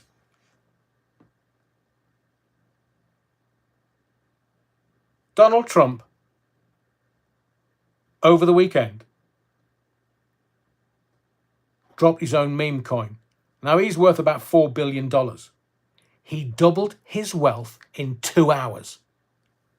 His meme coin went out and it was worth $20-odd billion from zero, from nothing. So just keep watching. And again, let me reiterate something. There are about 7 countries around the world that the central banking system wants control of. They want control of Russia, China, Iran, Hungary, Venezuela, Syria. What's the other one? Did I say Iran? North Korea. So there are 7 countries that they don't have control of the central banks in those countries. Look at the reporting in the mainstream media.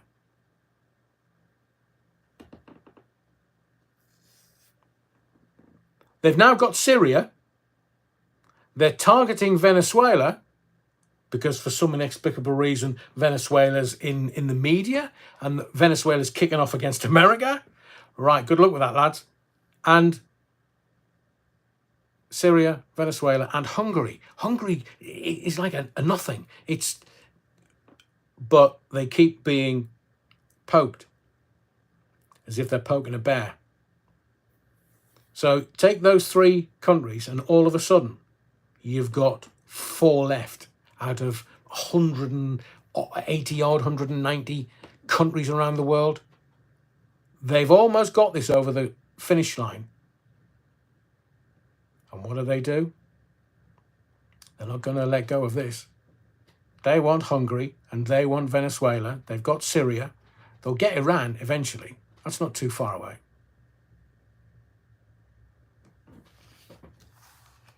So talking about the climate and nature bill, let's get back on track. There will be energy shortages. They're going to tell you there's going to be food shortages because we import everything. And they're going to turn around and say, oh, well, that's Brexit for you. Look, Brexit happened 9 years ago. Why are they still belly aching about Brexit? What, because they bought you off with free milk and free butter and free cream and stuff back in the 70s? It was Edward Heath. I wouldn't trust that man as far as I could spit him. I wouldn't go out sailing with him either. But it was too good to be true. And there's no such thing as free lunches. There's always a catch. And the catch was they wanted us and our money into the European Super Union. So watch it, because if you look at March 2020, could you try and get food out of the supermarket? Were you allowed to leave the house? How did you get your food? They've already played you. They already know what they're going to do. They already have their strategy. So cut your energy off. Look at the Nord Stream pipeline. The Russians are saying, oh, well, you can repair that. Hang on, it wasn't America. Well, it was, but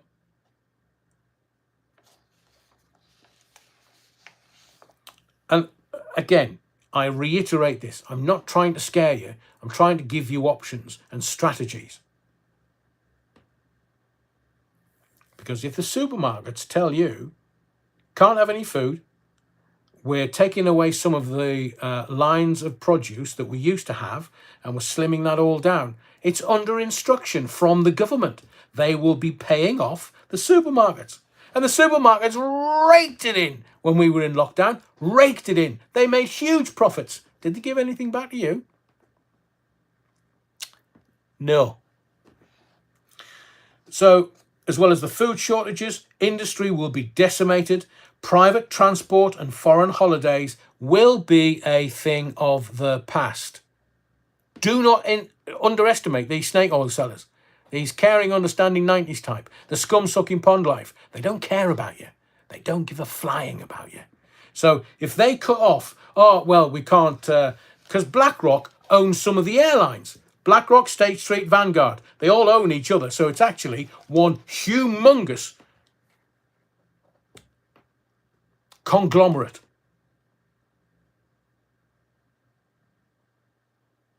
And you need this information. You're not getting this information anywhere else. So what we take for granted today, January 2025, I will guarantee you, the energy, Liz Truss, I've told you before, made an absolute monumental fuck up. She told us there was going to be power cuts, and there wasn't. So they've showed their hand to you. They're coming eventually. Food shortages, industry, it won't be able to do what it needs to do. Look at lockdown. There's the Trump. He's already executive ordered and told everybody, the slackers, oi, back from home, get into work, you slackers. So all the kind of uncivil servants in America are being told, oi, slacker, back into work. None of this working from home malarkey, where you're doing absolutely bugger all. So what we take for granted now is going to change over the next 5 to 10 years. Some of it will be unaffordable for most. And remember, you will own nothing, and you will be happy.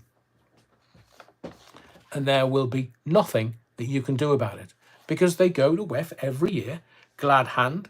And I said to you, hopefully earlier in the live, how do they give their orders to multiple countries, multiple prime ministers or leaders of a country?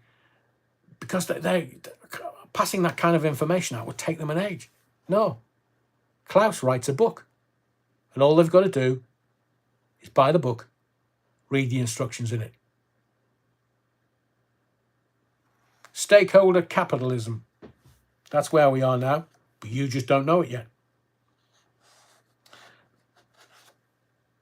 Let's go to something else, because I need to get to PMQs and all the stuff that's happened.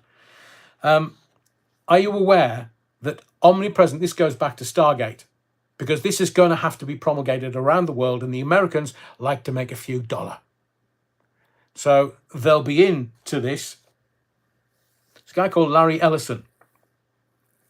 During an investor Q&A, Ellison described a world where artificial intelligence systems would constantly monitor citizens. Now, they may be citizens in America, but we are subjects of the crown. They might not use that word anymore because we were in Europe until 2016, and Europeans are citizens. Even, they've got some royal families around Europe that are part of the European Union, but they just call them citizens. That's because Charles the Weak allowed them. He should have been standing up going, "Oh, you wrong-uns, Foxtrot Oscar, they're my subjects." So omnipresent AI cameras will ensure good behaviour, says Larry Ellison. Let me explain this to you. So they've got your money, they've got your food, they've got your energy, they've got your transport and everything that you move around in, and they're going to have an AI system. Oh, like Stargate.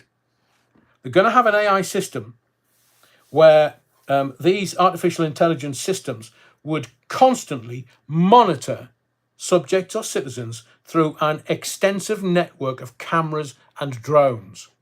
It's like Black Mirror. He said that this would ensure both police and citizens didn't break the law.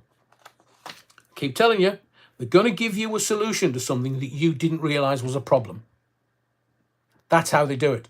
So remember when CCTV came in and everybody thought there was CCTV on every corner, and then the reality was that the CCTV didn't work. Cameras didn't work. Operators didn't work. Didn't have the staff to operate them. But now they've got AI. And the one thing that fools AI, that AI doesn't have the ability to monitor the facial recognition, beard. So if you've got a beard, they can't work out who you are. And do you know how they tried this? Your iPhone. Can you not remember? All of a sudden, the built-in AI in an iPhone would be able to recognize you. You'd be able to blink and get into your phone even though you've got your glasses on. And then they were able to get into you were able to get into your iPhone with a bit of a beard, but AI hasn't worked that out yet. So the only people that will be recognized by these AI CCTV cameras, clean shaven. And they're saying, here's the problem. Well, people and the police break the law. So we would be able to see them break the law and we'd be able to see something about it. There's the solution. Problem, reaction, solution, as David Icke once said. Very quickly, I'll pass comment on this Germany. An Afghan has stabbed a 2-year-old baby and a male that went to challenge the male and try to help the family. And we had, was it a 12-year-old stabbing a 14-year-old in London, or a 14-year-old stabbing a 12-year-old to death in London? We've had another stabbing in Birmingham. It's everywhere. But you can guarantee that if we had this, they'll say, oh, well, we'll stop knife crime. Can you see? We've got a problem, but we've got a solution. You didn't even know about the problem, but Germany I'm not going to try and pronounce the. They said Bavaria when I was looking at it earlier, and Birmingham there's been a murder. London there's been a murder. It's almost daily, and people are challenging Sadiq Khan, and he doesn't care. He's got everything he wants. He's got 10 million in the bank, seemingly. He's got his knighthood, and he can do whatever he wants, he thinks. And now he's being questioned by the Tories and people in at the council in London as mayor. What we are watching is evil. We are watching the promulgation of evil. So let's get to... we'll get to young Axel. I've got some things to make you go home, and I've got some royal stuff to kind of lighten it up before we finish the live. So I'm going to say this. Remember the pictures of Starmer laying the flowers? Can you remember the pictures, the videos of Yvette Cooper laying the flowers? And I watched that and thought, oh, there's a rabbit away here. They don't do that for the murders in London, the knife crime daily. They don't. Why are they doing that? I would hazard a guess, and it's only a guess. But Starmer's speech at 8:30 on Tuesday, he admitted in that speech that he was being updated constantly on what was going on in Southport. So if he was being updated constantly about what was going on in Southport, they knew he was an Islamist. They knew. They knew he was radicalized by Al-Qaeda.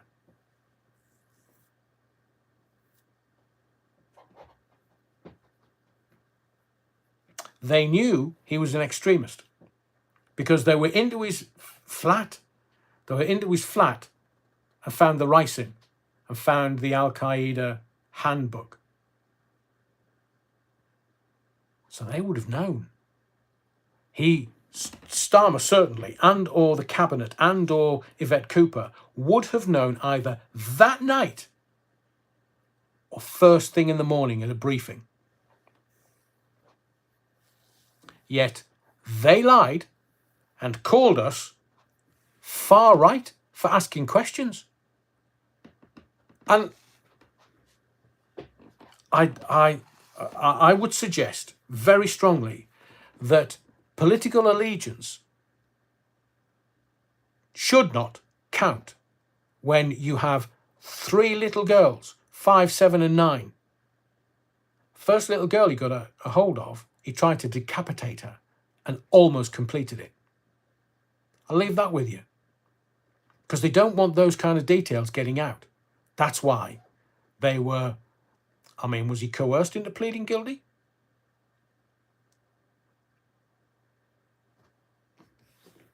But we were... and again, I'm hazarding a guess. But I could sense check the room, the feelings, the upsettedness of the country. And everybody just wants to live their lives. They just want to protect their children. They just want a community where we're either looking after somebody else's back or somebody else is looking after ours. Everybody knows each other. Look, I come from a council estate. Everybody knows each other on a council estate because you've gotten out. It's not like in some communities where you've never spoken to your neighbour. That's normally the all fur coat and no knickers brigade.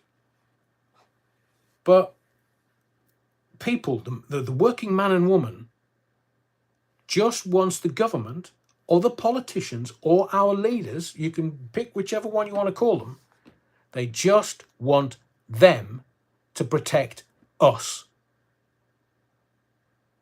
And I believe the reason why there's no trial is because they don't want certain details coming out.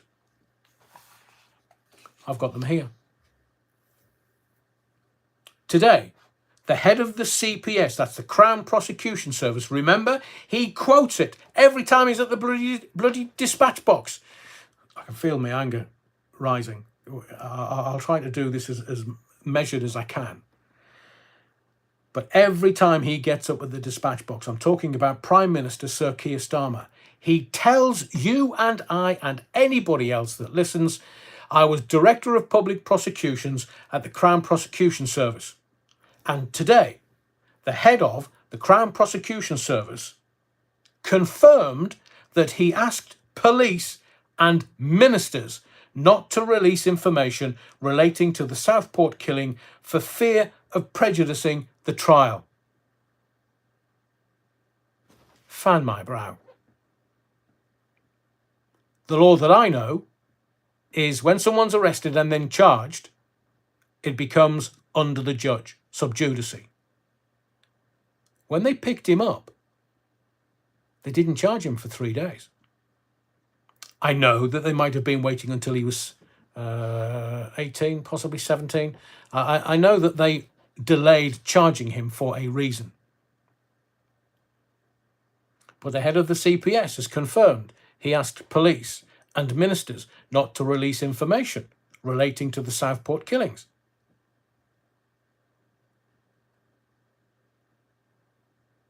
Now, we've got this plausible explanation from the ministers where it would have prejudiced the trial. Well, it didn't, did it?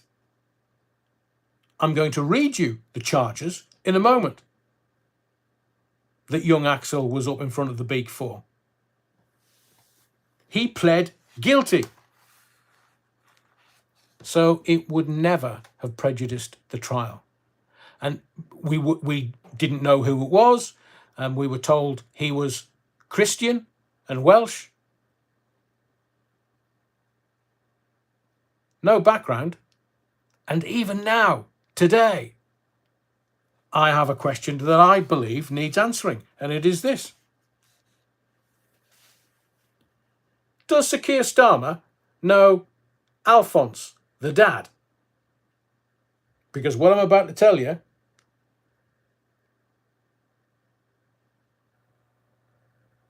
chilled me to the bones.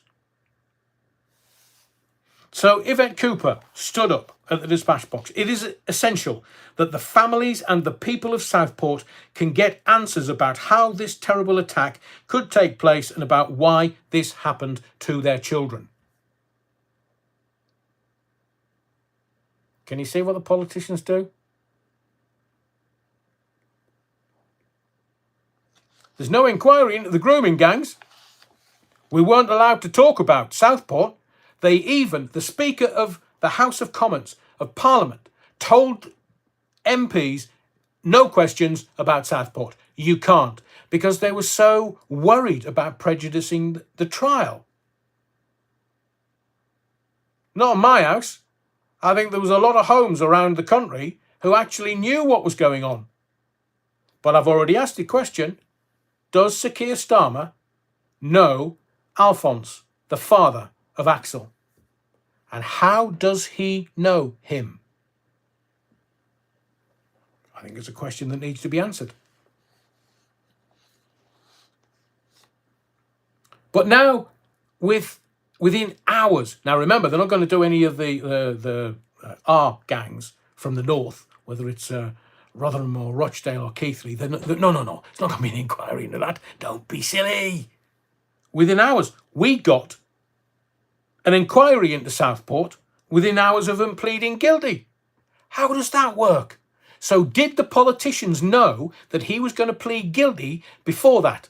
Because the wheels of governance grind very slowly in Parliament. Cooper was up on her feet at the dispatch box within hours. The debate around Southport was closed down in Parliament, and they were laying flowers. I still can't quite work this out. They were laying flowers in Southport within hours. Now, these are really busy people. For all I take the mickey out of them, backbench MPs certainly, and ministers, they work hard for their corn. I would suggest to you that Starmer is simply walking backwards into obscurity. And some people are saying, "Oh, he wasn't old enough," or look, the criminal age in this country is 10. 10.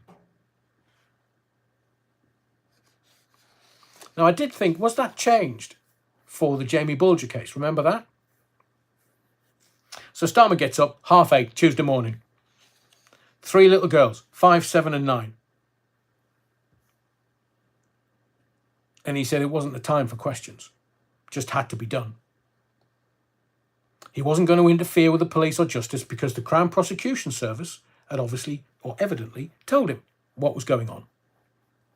And these people are intelligent people. They know the system, they know what's what, and they knew that if they said it would be sub judice, it would prejudice the trial, nobody would talk about it. Nobody. Because again, I say to you, March 2020, everybody was trying to do the right thing. And around these murders, for which he's been found guilty because he pled guilty to all charges, including the terrorism charges, and we were told he wasn't a terrorist. So let me just work this out, because I'm not very bright. He's charged with terrorism offences, but he's not a terrorist. How does that work then? I might be as thick as pig shit, but I'm also a cynical old tart. And when I'm told, no, he's not a terrorist, but he's been charged with terrorism offences, it makes me kind of go, hang on. Now, Starmer said a measure of justice was done. And whoever wrote this speech for him,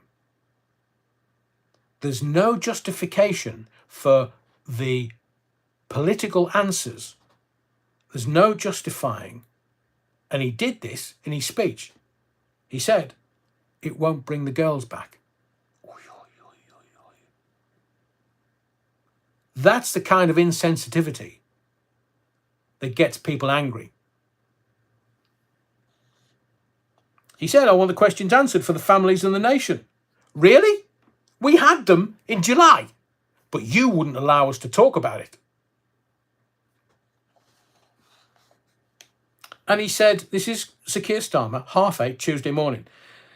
The Southport killings, I think it would be better if you called them the Southport murders and attempt murders and terrorist charges.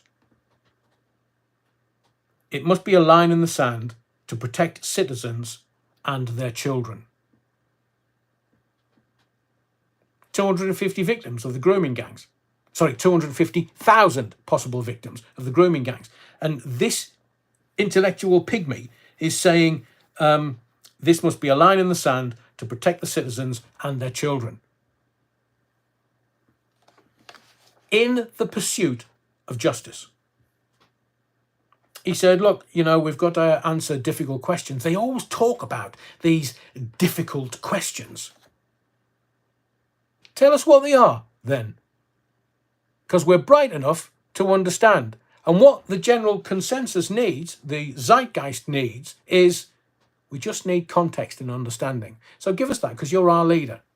You'll take our taxes, you'll take our NI, you'll give it to other people who don't deserve it, and you'll stick us hard. But you won't give us the questions that are being asked, will you? And he kept going on. That's what we owe the families. But none of the families have come out and told their story. Have they? No.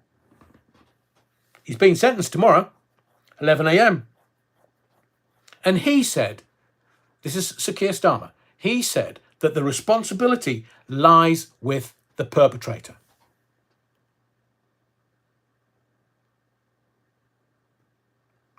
I think there's a bit of a whitewash going on here. So the culprit, perpetrator, young Axel, was referred to prevent. Once in 2020 and twice in 2021. And now we were in 2024 and they didn't do anything because they didn't see him as a threat. as you will see when I give you more detail, family, friends, school colleagues, they all knew, and they were trying to tell people. And the politicians are saying,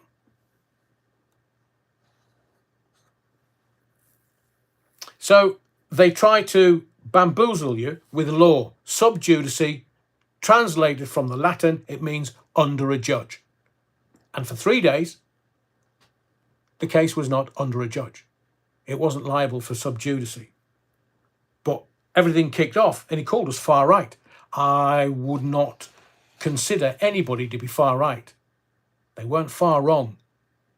And now that it's coming out, I'm telling you, Starmer is walking backwards into obscurity.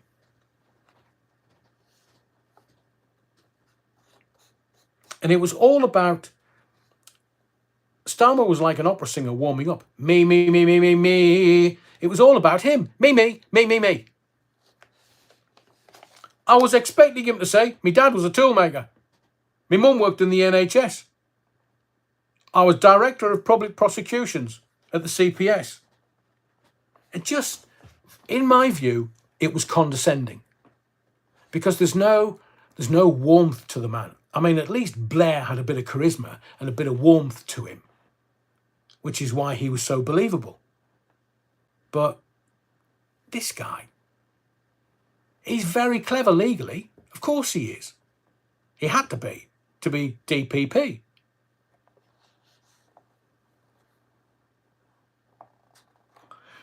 Terry, I think that's a great idea. Starmer word bingo. Blimey, I would have got house within about 2 minutes. So he says this is a time for questions. All right, first one, Prime Minister. Was this a terrorist attack? Because you and your cabinet told us it wasn't. And yet he's been charged with terrorism offences under terrorism legislation. Starmer's now saying there's a new threat. Terrorism has changed.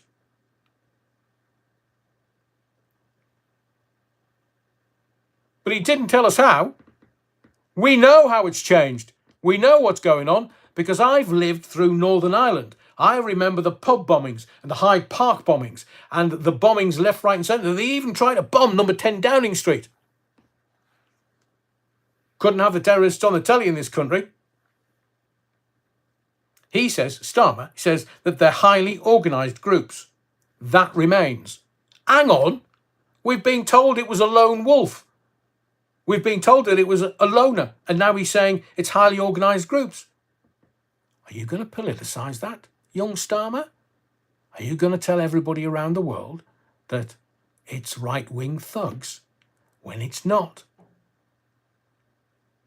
Even the Donald is getting rid of the filth in his country because he doesn't want them there. And alongside that, acts of extreme violence are perpetrated by loners. Does he want to come for a beer in Sunderland on a Saturday night? It's like a cowboy fight. Well, it was the last time I was in the city centre. And I noticed that he had a dry mouth. He was swallowing hard while he was delivering this speech. Maybe it was early in the day, too early in the day, might not have woken up for it. But he says, when I read through the case's details, he read through the case details. So come on, set out the details for us, because it's very clever. I've told you before. How can you tell when a politician's lying? They don't want to tell you the truth. They don't want to give you details in case you go, hang on a second, I've worked this out. And he said, if the law needs to change, change it and quickly. Oh, that'll be those that wrote hurty words in memes online. So I'll tell you this, if the law needs to change for the 250,000 victims of the grooming gangs, get it sorted. Now. Because he'll do it for the people that just want to be heard, the people who just want their voice to be heard, and the people who just want their leaders to sort everything out. They're not doing that. They're persecuting the people they should be protecting. Southport must be a line in the sand. It will lead to change. Oh, yeah. How do we head shite, man? It will lead to change. On the one hand, he's talking about getting it sorted quickly. And on the other hand, it will lead to change. It won't. You'll give 100 odd million to the mosques to protect the mosques. Now, I will say that nobody should live in fear of attack or violence. No one. Doesn't matter your religious ideology. It doesn't matter the skin tone. It doesn't matter your community. Everybody in this country should be allowed to live their life freely. And the other thing that should happen is everybody in this sceptred isle should just, I forgot the word now, integrate. Everybody in this sceptred isle should integrate. Now, look, there are different tribes all around this country. I'm from Sunderland, born and bred. We don't get on with the Geordies, but if it kicks off, we will stand shoulder to shoulder with the Geordies, as we did in the miners' strike in the 80s. If we go across to Wales, as I have, we will stand shoulder to shoulder, as we did with the miners in the Northwest, as we did with the miners in the East Midlands. We stood shoulder to shoulder because we were getting a kicking from the man. We were getting a kicking from the government. It was Thatcher, all right, moot point. But we were getting a jackboot on our necks, and it doesn't matter who has the jackboot. It's the fact that it's on our necks, and it's the fact that it's these political leaders. If the law needs to change, get on with it, you slackers. Get it sorted, because we're waiting. You've been 7 months. What the fuck you been doing? Oh, sorry, you've been giving all that money away to Ukraine. And he said he wants to counter extremist system. I don't have to go any further with this, but you and I know who the terrorists will be and who will be monitored by this counter-terrorist system. It's not some raggy-ass 63-year-old that's living in the northeast of Sunderland, comes from Sunderland, and now doesn't want to go swimming in the North Sea. He said, action will follow words. Go on then. If you can stand up in Parliament, if you can organise an 8:30 statement in the morning, you can get your Cobra together and get it sorted today. The Donald went in. Donald's only been in 48 hours. He was inaugurated Monday. 48 hours. He's absolutely killing it. And if Sir Keir Starmer's been to WEF this week to take his orders from Klaus, look, if Klaus isn't protecting us, tell him to Foxtrot Oscar. How do we protect our children? Because that's what this is. Action will follow words. Get on with it. Protect our children. And protect our children from and he said, we need to protect children from material freely available online. There we go. The political opportunist. You know what's coming, don't you? He's going to make sure that you can't access. Somebody gave me a really clever analogy today, and they called it a walled garden. And this is kind of cyber walled garden, that your internet provider will only allow you access into this walled garden. They won't allow you access to all the other stuff on the internet. It's amazing. Those that have the will seem to be finding Al-Qaeda handbooks online. And I know that if I go onto my, say, a Google search and look for an Al-Qaeda cookbook, there's all kinds of alarms will start pinging, and I'll get the Gestapo kicking down my front door. So he's saying we have to protect our children from material freely available online. It means that the online safety bill for kids is going to squeeze you so tight. You'll be like, well, hang on, I could do that the other day. There is an option. Elon Musk's Starlight. Is it Starlight? Where you can access the internet from all of his... It's expensive. Can you imagine? That's why these politicians are really pissed off at Elon Musk, because he can't be controlled. But you can. So this walled garden, you'll be able to access, the OnlyFans and Bonnie Blue and all that kind of malarkey. You'll be able to get onto Wikipedia and all the history sites, and you're allowed because they control all of that. It's controlled opposition. He said video after horrific video. So where were the parents when this boy was in his room watching all of this stuff? Why weren't they parenting him? He's got an older brother, quite bright, mathematician, so I'm told. And let me just say this to you. It's a question. What if the radicalization was from parents or family? Because he's had to get into this stuff. Why would he go looking for it? He was using a VPN.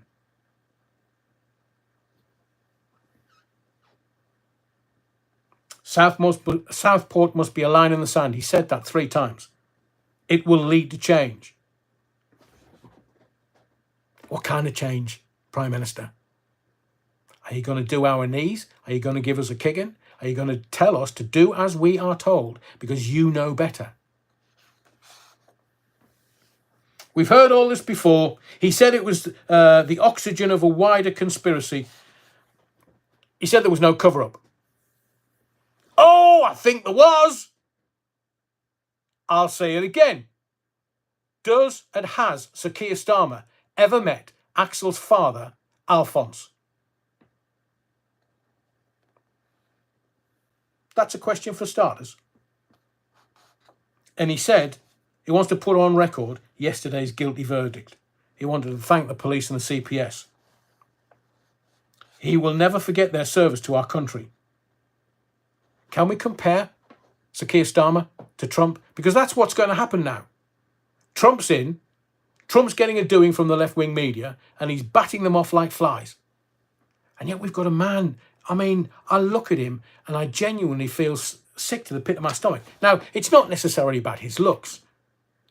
It's not. It's not his £1,000 suits or however many thousands of pounds. It's not the free glasses. No, the wonder he started wearing glasses once he got into power, there were freebies. 100 grand a year, freebies.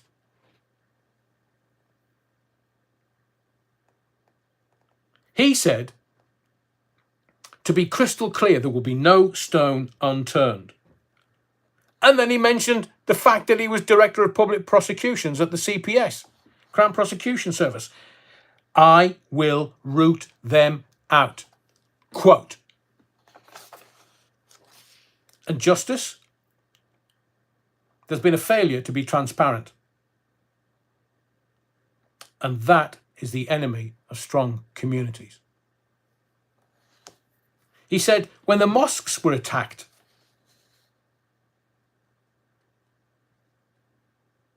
when did that happen? They choose to come together to rebuild. As if he's saying to us, look at you, look at what you're doing, look at these thugs, look at what happens. But if you look at the people in the mosques, they come together and rebuild. What do you think happened in Southport within a day? People of Southport came together. So please, don't be so condescending. There were threats made by Muslims. I've got the video. Remember the councillor that said, oh, there's going to be demonstrations, the like of which you'll have never seen before. Where's he gone? Gobshite. Threatening us. And I know that the community leaders would have had to take him to one side and calm him down, because that was just inflaming things. Starmer said he had a confidence in a shared future. Wonderful. Wonderful. I would suggest to him that the indigenous populace of this island, this sceptred isle, the Great Britain, the United Kingdom, want nothing better. We want to live in our communities and live our life with freedom. Not harassment, not fear, or alarm freedom to be who we are in the way which we see fit within the parameters of the law. So we're to blame. Me and you, we're to blame. The boats that rock, 500 new arrivals landed yesterday. 500. They're quoting it in the press, in news reportage today. And do you know, watch this, when the Prime Minister takes questions, he always takes the first question from the BBC. There are other news organisations. It's amazing that the American president takes the questions from any of the news organisations. But here, always the BBC. He said, yes, he knew the details as they were emerging. So he knew when he laid those flowers. He knew.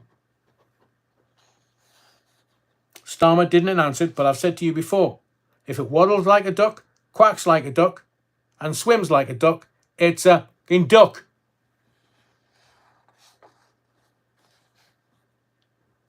He wants us to adhere to the law of the land. Obviously, that's the way of a good society. But the bobbies knew, and they're going to be investigated. Ricin, at which point, and we want to know this, at which point did the police know about the ricin? At which point did the police tell their handlers, whether it be the CPS and or the Prime Minister and or the people that had access, whether it was Cobra, we weren't told.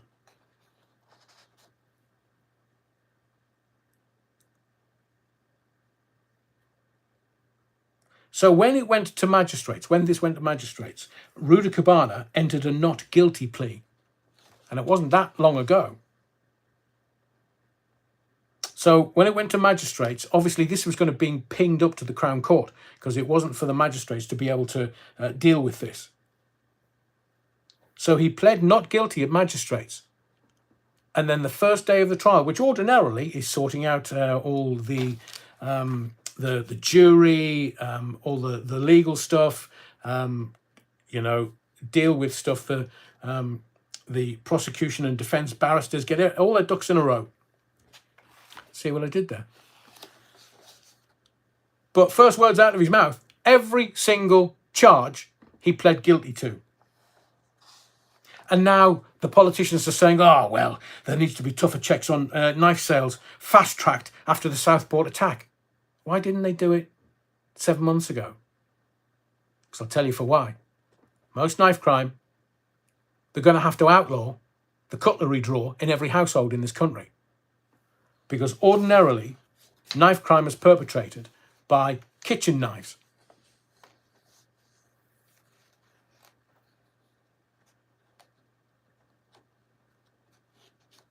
I will say this to you again. Keir Starmer was giving you a solution to a problem you never knew you had. Hide the sharps in the kitchen. But the reason why I asked you the question a lot earlier in this particular live, trust is breaking down between the politicians and the public. They know it, we know it, and I've said to you a few times this particular live, they don't know what to do about it. They don't. Because they just want you to be thick, shut up, do as you're told, and give us your taxes.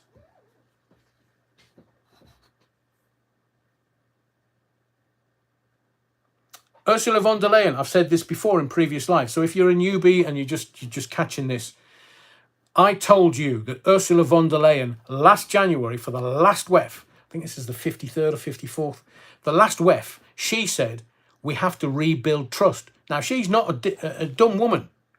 They knew a year ago that everybody was getting a bit antsy about what they were being told to do. Starmer knows this. His cabinet knows this. Ursula von der Leyen said they have to rebuild the trust. That's why I say to you that I believe Labour will only get one term and then it's finished. The political party is finished because they don't know how to regain our trust. They can't because they're a bunch of liars. It's proven. I could give you numerous examples of Keir Starmer when he says one thing and does another, but I will only give you one. Waspy women. Doesn't need any more than that. Waspy women. Look what they did to them. The people are angry in this country. It looks like, as I will tell you, I'm probably going to go for a little while longer, but the judge in the case has told Axel that he's looking at a life sentence. Is that for each of the little girls? Because remember, there were 3 murders, there were 10 attempt murders, there was terrorist 2 charges, and he's pled guilty to them all. So at PMQs, Richard Tice said that they're creating a false narrative. Now remember, and people still use this as a hashtag on social media, they call them the Farage riots. Now Nigel wasn't anywhere near them. He didn't inflame them. I mean, maybe it's his January 6th, the equivalent. But they're calling them Farage riots. Falsely tarred with that particular brush. Dead Davy today at PMQs asked about social care. I mean, drip, drip, drip, drip, drip, drip, drip. Mate, what has he said about Southport? What has he said after the guilty verdict? Bugger all. Every bloody week. So where's Wally Reeves? I'll tell you, she's in Davos. So Rachel from Accounts was not in the chamber at PMQs today because I was looking for her. She weren't there. She must be getting out the begging bowl or on her knees again. Not that kind of knees. That's Ginger Growler. She wasn't in the chamber for PMQs today. I would or was going to do Anthony Fauci's pardon from Biden, the OCG Biden. But we'll get into Axel Ruda Kabana. I think, and I would hazard a guess that you're not far away from this, that headline. I am disgusted. They are trying to make it into a headline so that it detracts from the politicians. He's not the Amazon killer. I will tell you this again. I mean, that disgusted me. In fact, I'm struggling to find words because it just brings the anger up at how they are manipulating the press. So they're trying to say, oh, yeah, he bought the knife from Amazon. Wasn't the knife that murdered 3 little girls and attempt to murder 10 others. It was the person holding it. But what they're trying to do is they're trying to make the headlines so that you don't believe that the politicians have had anything to do with it. But yet they were there with flowers. I will say it again. What does Sir Keir Starmer know, and has he ever met Alphonse prior to July 2024? Alphonse is the dad. So Axel Ruda Kabana pleaded guilty to all the charges, and I will lay them out for you so that you know.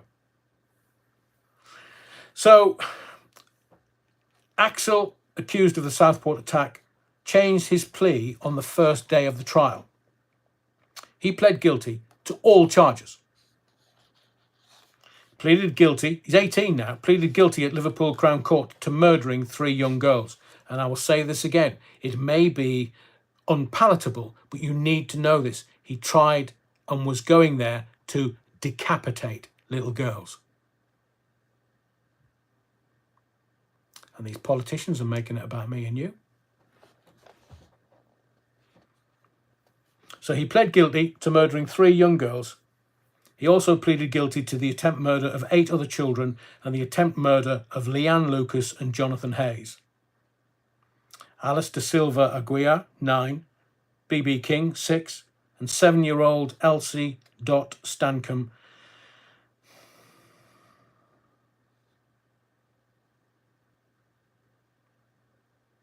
The judge, Justice Goose, has ordered Ruda Kabana be sentenced tomorrow. Now, he went into the court and had his face covered with a PPE COVID mask. He refused to stand or speak his name. He answered very quietly and muffled, saying, "Guilty to each count." The 16 charges that Axel Ruda Kabana faced, or has admitted to: the murder of the 3 girls, attempt murder of 10 people on the same day, possession of a knife on the day of the stabbings, production of a biological toxin, ricin, a deadly poison, on or before 29th of July, a terror offence, possession of information likely to be useful to a person committing or preparing to commit an act of terrorism. And this relates to a PDF file entitled Military Studies in the Jihad Against the Tyrants, the Al-Qaeda training manual, which he is said to have possessed between the 29th of August 2021 and the 30th of July 2024, almost 3 years. The ricin and the Al-Qaeda document were found during searches of his home where he lived with his parents after the attack. And I quote the judge, "You have now pleaded guilty to this indictment and to each of the charges upon it. The next stage is sentence. That will take place on Thursday at 11 a.m. The judge, Justice Goose, added, "You will understand it is inevitable the sentence to be imposed upon you will mean a life sentence. A life sentence equivalent will be imposed upon you. I will have to complete the sentencing process on that occasion." So what this means is there's no forensic digging. There's no questioning into background or him or his family. Axel Ruda Kabana seemed on the face of it an unthreatening figure. We were told a quiet boy from a God-fearing family, slightly built and small for his age. He showed passion for his acting. Some people have mentioned it a little earlier, once even playing Doctor Who in a BBC Children in Need advert.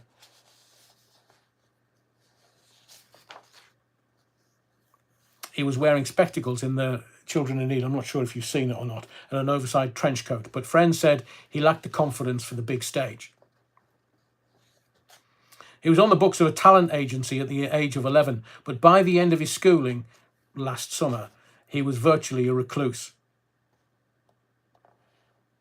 So the question is, how this shy son of an evangelical Christian family, born in Wales, was able to carry out a stabbing of such cruelty that he and the things that he did will be the subject of intense scrutiny, I'm sure. And that won't stop after tomorrow's, depending on how he is sentenced. But that is down to the judge. And he's told him. I don't want to get emotional about this, but it was, I think all parents, their hearts would have gone out to the families, would have gone out to the bands, would have gone out to, they went to, and I know I joke about Swiftie, but they went to a Taylor Swift themed holiday club in Southport. And I know Southport like the back of my hand. I've been there a million times. I have dear, dear friends in Southport that I visit regularly.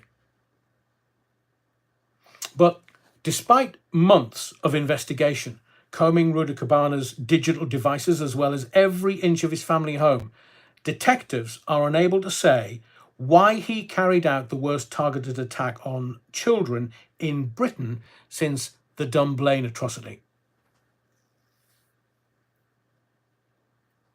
Some will be convinced the attack was terrorism, even though the authorities remain unable to prove a specific motive. Now, let me suggest to you,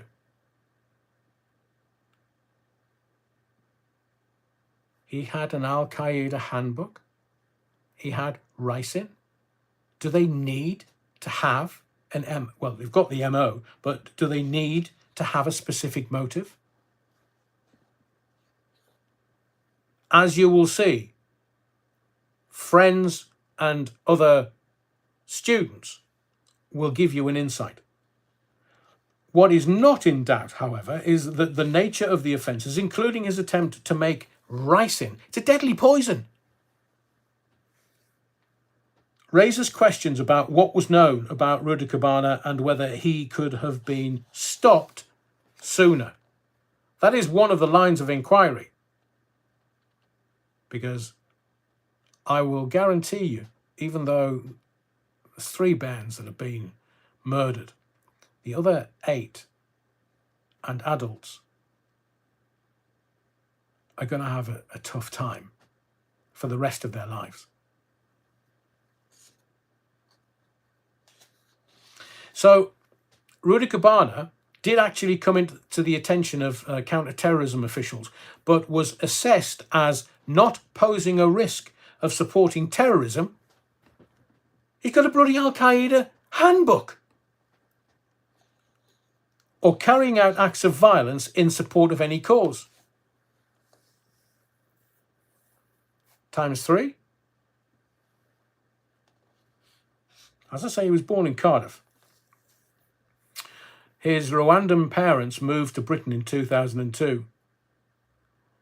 And he had developed a deep and dark interest in extreme videos, spending hours researching genocide and watching graphic videos of murder. I quote, "He was absolutely obsessed with genocides," said a senior official, unnamed. He could name every genocide in history and how many people were killed. Rwanda, Genghis Khan, Hitler, it's all he wanted to talk about. Now, Ruda Kabana had a closer connection to genocide than most other British youths. His father, Alphonse, is thought to have fought with the Rwandan Patriotic Army, the RPA, an armed force that battled the Hutu-dominated regime in Rwanda and eventually brought an end to the mass ethnic killings of 1994. Alphonse, who's now 49, is reported to have been an RPA officer, possibly relatively senior, based in neighbouring Uganda, where his family are thought to have fled to well before the genocide.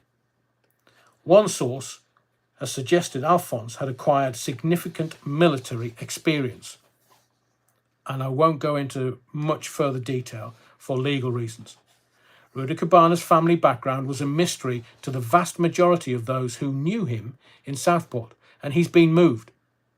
The system, the government, whomever, has moved Alphonse and his wife to a safe house, but we don't know where. But by 29th of July, the day of Axel's attack, local authorities knew enough to view him as a concern. One official said the teenager, who is autistic, was under the supervision of social services, and local authority workers would insist on a police officer being present at their meetings with him. Neighbours said they saw police cars outside the family's smart, semi-detached home in the village of Banks 6 times in the weeks before he attacked the Heart Space Centre 5 miles away. Social workers knew that he had recently left mainstream education after taking a knife into school and, in a separate incident described by sources, threatened teachers and pupils with a hockey stick on which Ruda Kabana had written their names. One former school friend described him simply as a ticking time bomb. Neighbours on the secluded cul-de-sac where the Ruda Kabana family lived rarely saw Axel. Some only realised he existed when the world's media descended on Old School Close in Southport after the July 29th attacks. Others, however, thought something strange when they thought that something was afoot. Earlier that day, one neighbour saw the then 17-year-old mooching around at 6 a.m. in the morning. It was memorable because he was rarely seen out alone, and never that early.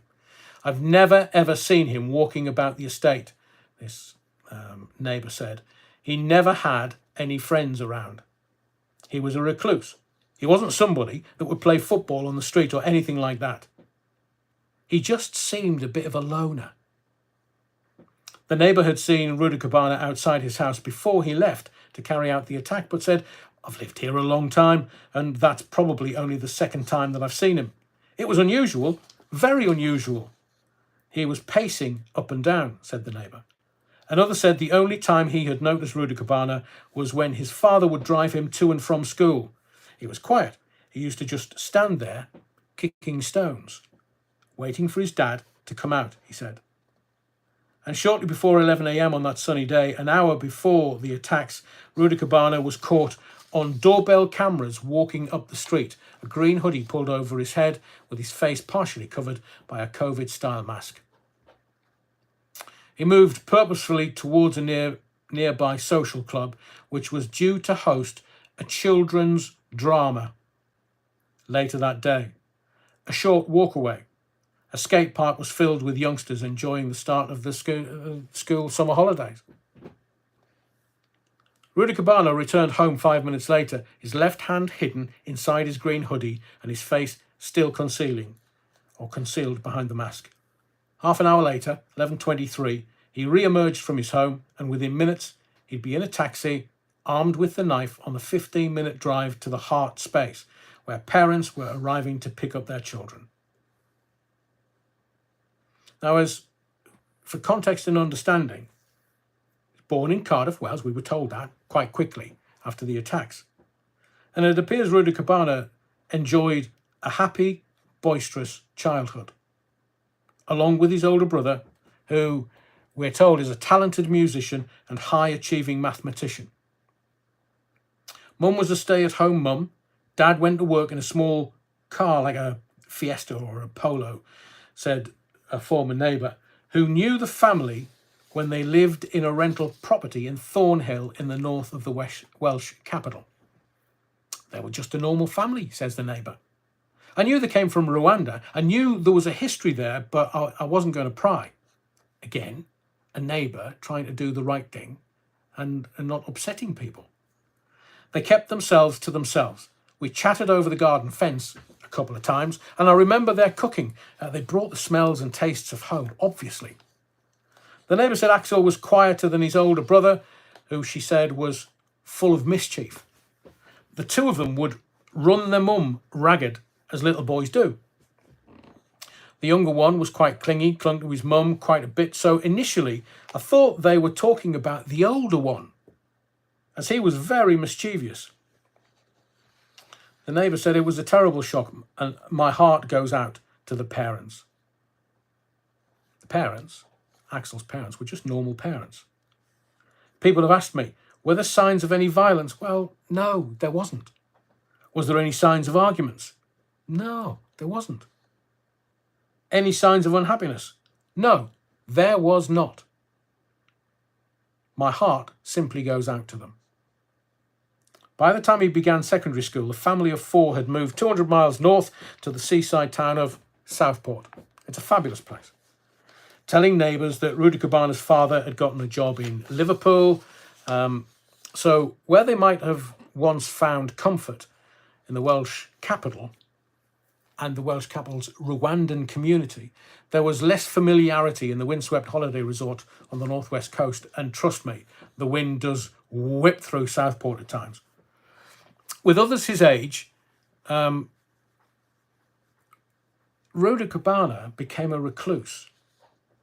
There was none of the usual teenage stuff, malarkey or mischief. He was just a recluse, retreating to his bedroom and developing a dark interest in some of history's bloodiest episodes, for want of a better description. He was due to start studying for his GCSEs when schools were closed during the COVID pandemic. When they returned in March 2021, the teenager was beginning to live in a self-imposed form of lockdown. One senior official said he would talk constantly to professionals about genocides. This is Axel. Spanning from the Mongol Emperor Genghis Khan to more recent atrocities. One of his particular fascinations was a conflict closer to home, the Rwandan genocide. The United Nations, to give you some background again and context. The United Nations estimates that as many as 1 million people died in just over 100 days of violence that tore apart the East African nation in 1994. The Tutsi ethnic group made up about 14% of Rwanda's population at the time, but made up the vast majority of the dead. Ruda Kabana's parents, Alphonse and Laetitia Muzair, forgive me for the pronunciation, they're in their 50s now, were among the millions of young Rwandans who fled the country after seeing it divided along ethnic lines. Both of Ruda Kabana's parents are Tutsi and well connected in the current ruling party in Rwanda, the Rwandan Patriotic Front. Sources among exiles in the UK and Western Europe say reports differ about Ruda Kabana's paternal grandfather, Dr. Ruda Kabana, who some say was a high-ranking official in the administration of President Habyarimana, the Hutu president, whose death in 1994, when his plane was shot out of the sky, triggered the genocide. Others insist Dr. Ruda Kabana was one of the founder members of the RPF. The grandfather's family were from Kigali, the capital of Rwanda, but Ruda Kabana fled with his family to neighbouring Uganda before the genocide. Spurred by successive rounds of communal violence and growing Hutu extremism in Rwanda, many better off and better educated Tutsis did the same. Alphonse is widely thought to have played a role in fighting Rwandan government forces from its bases in Uganda. Led by Paul Kagame, the current Rwandan president, the RPF eventually launched a successful military campaign that ended the genocide and allowed it to take power. Alphonse arrived in Britain 2 years after Kagame became president in 2000, starting what he hoped would be a better, more peaceful life for his future family. Ruda Kabana's mother is said to have close links to the current Rwandan regime too. Several sources have claimed that Muzair is related to the RPF's General Secretary, Welars Gazamagera, one of the regime's most powerful officials, though this remains unconfirmed. When they lived in Cardiff, Muzair had a clerical role at the University School of Dentistry, but she is not believed to have found work in Southport, where they moved in around 2013.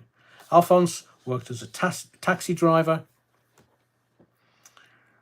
and Ruda Kabana, when on the brink of his teenage years, is believed to have been diagnosed with a form of autism after displaying behavioural issues at school. It is difficult to pinpoint exactly when he took his wrong turn, but by summer 2024, he had travelled down a very, very dark path.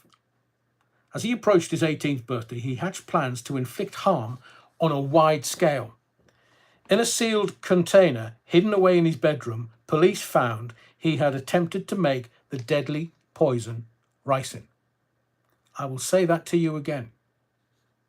Police found he had attempted to make the deadly poison ricin. It is not known how much of the toxin he managed to make, but even tiny quantities, as little as 0.5 milligrams, can be fatal when inhaled by adults. Now, detectives don't believe he used ricin on the day of the attacks or at any time before, suggesting he was at the experimental stage of his plans. But his interest in carrying out some form of attack was clear. On his computer, police found a PDF document entitled Military Studies in the Jihad Against the Tyrants, the Al-Qaeda Training Manual. The possession of this material elevated Ruda Kabana's case to terrorism, warranting a charge under the Terrorism Act 2000, although no other prohibited extremist material had been found on his devices since. This partly explains why the attack itself had not been declared a terrorist incident, as detectives are unable to point to a clear motive. This is almost finished. One former school friend, who did not want to be named, said he had been shocked by Ruda Kabana's horrific crimes, but felt he was a ticking time bomb. Quote, he said, people know he's mentally ill. The system knows he's mentally ill. A normal person doesn't bring a hockey stick into school. He's not a well boy. We know that. If it was my guess, the system know that, and he's a ticking time bomb.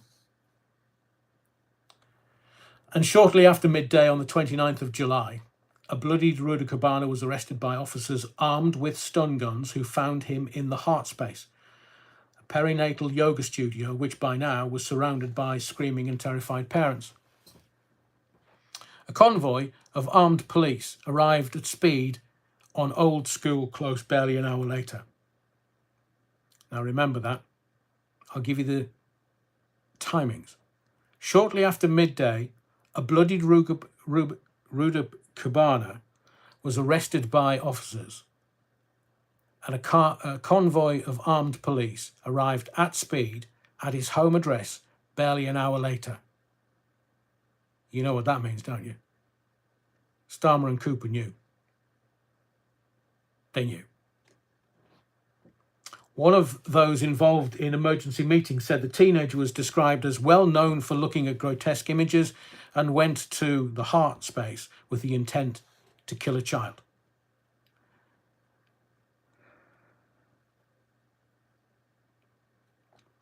There are many questions. And nearly 7 months after the attacks, 3 young girls dead, 3 bairns dead, and countless more scarred. I'm sure that ministers, including Sir Keir Starmer, the Prime Minister, and Yvette Cooper, will be pressed to uncover precisely what was known about Ruda Kabana at the time, and crucially, if he could have been stopped.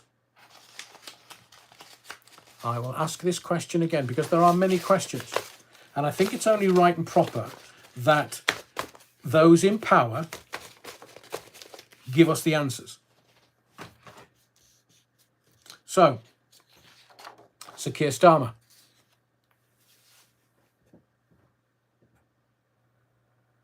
Has he met, prior to July 2024, Alphonse Ruda Kabana? And has he done any work on behalf of Alphonse? We will wait. He is sentenced tomorrow, 11 a.m. And as upsetting as this is, and I'm sure your heart as well as mine goes out to the families, to the community in Southport, and I would suggest to Axel's parents.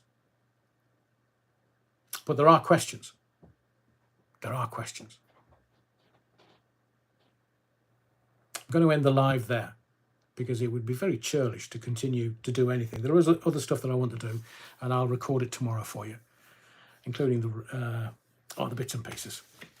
I'll just leave it at that because it's been quite a lengthy live tonight. But I felt it was important because we're never told the truth by the newspapers. And they're trying to call him the Amazon killer. I mean, somebody at the Sun needs to give their head a wobble. Outrageous. Sickening.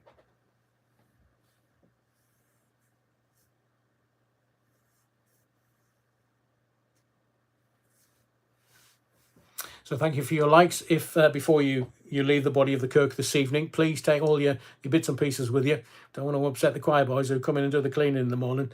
The slacker nuns, they're never around, but I'll leave it to the choir boys.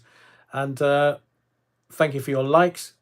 Please, the thummy thing before you go. Thank you for your subscriptions, but most of all, thank you for your indulgence this evening. Thank you for allowing me to give you the details. It was a long old read for you, but you now have better insight and better context. My name's Adrian Allen. Thank you for your support. I'll see you Sunday, of course, 8 o'clock. We'll do a bit of a birthday thing because it's my birthday on Monday. We'll try and be entertaining on Sunday. So thank you for everything this evening. But whatever you do, wherever you go, stay safe, be well, and don't forget the Battenberg.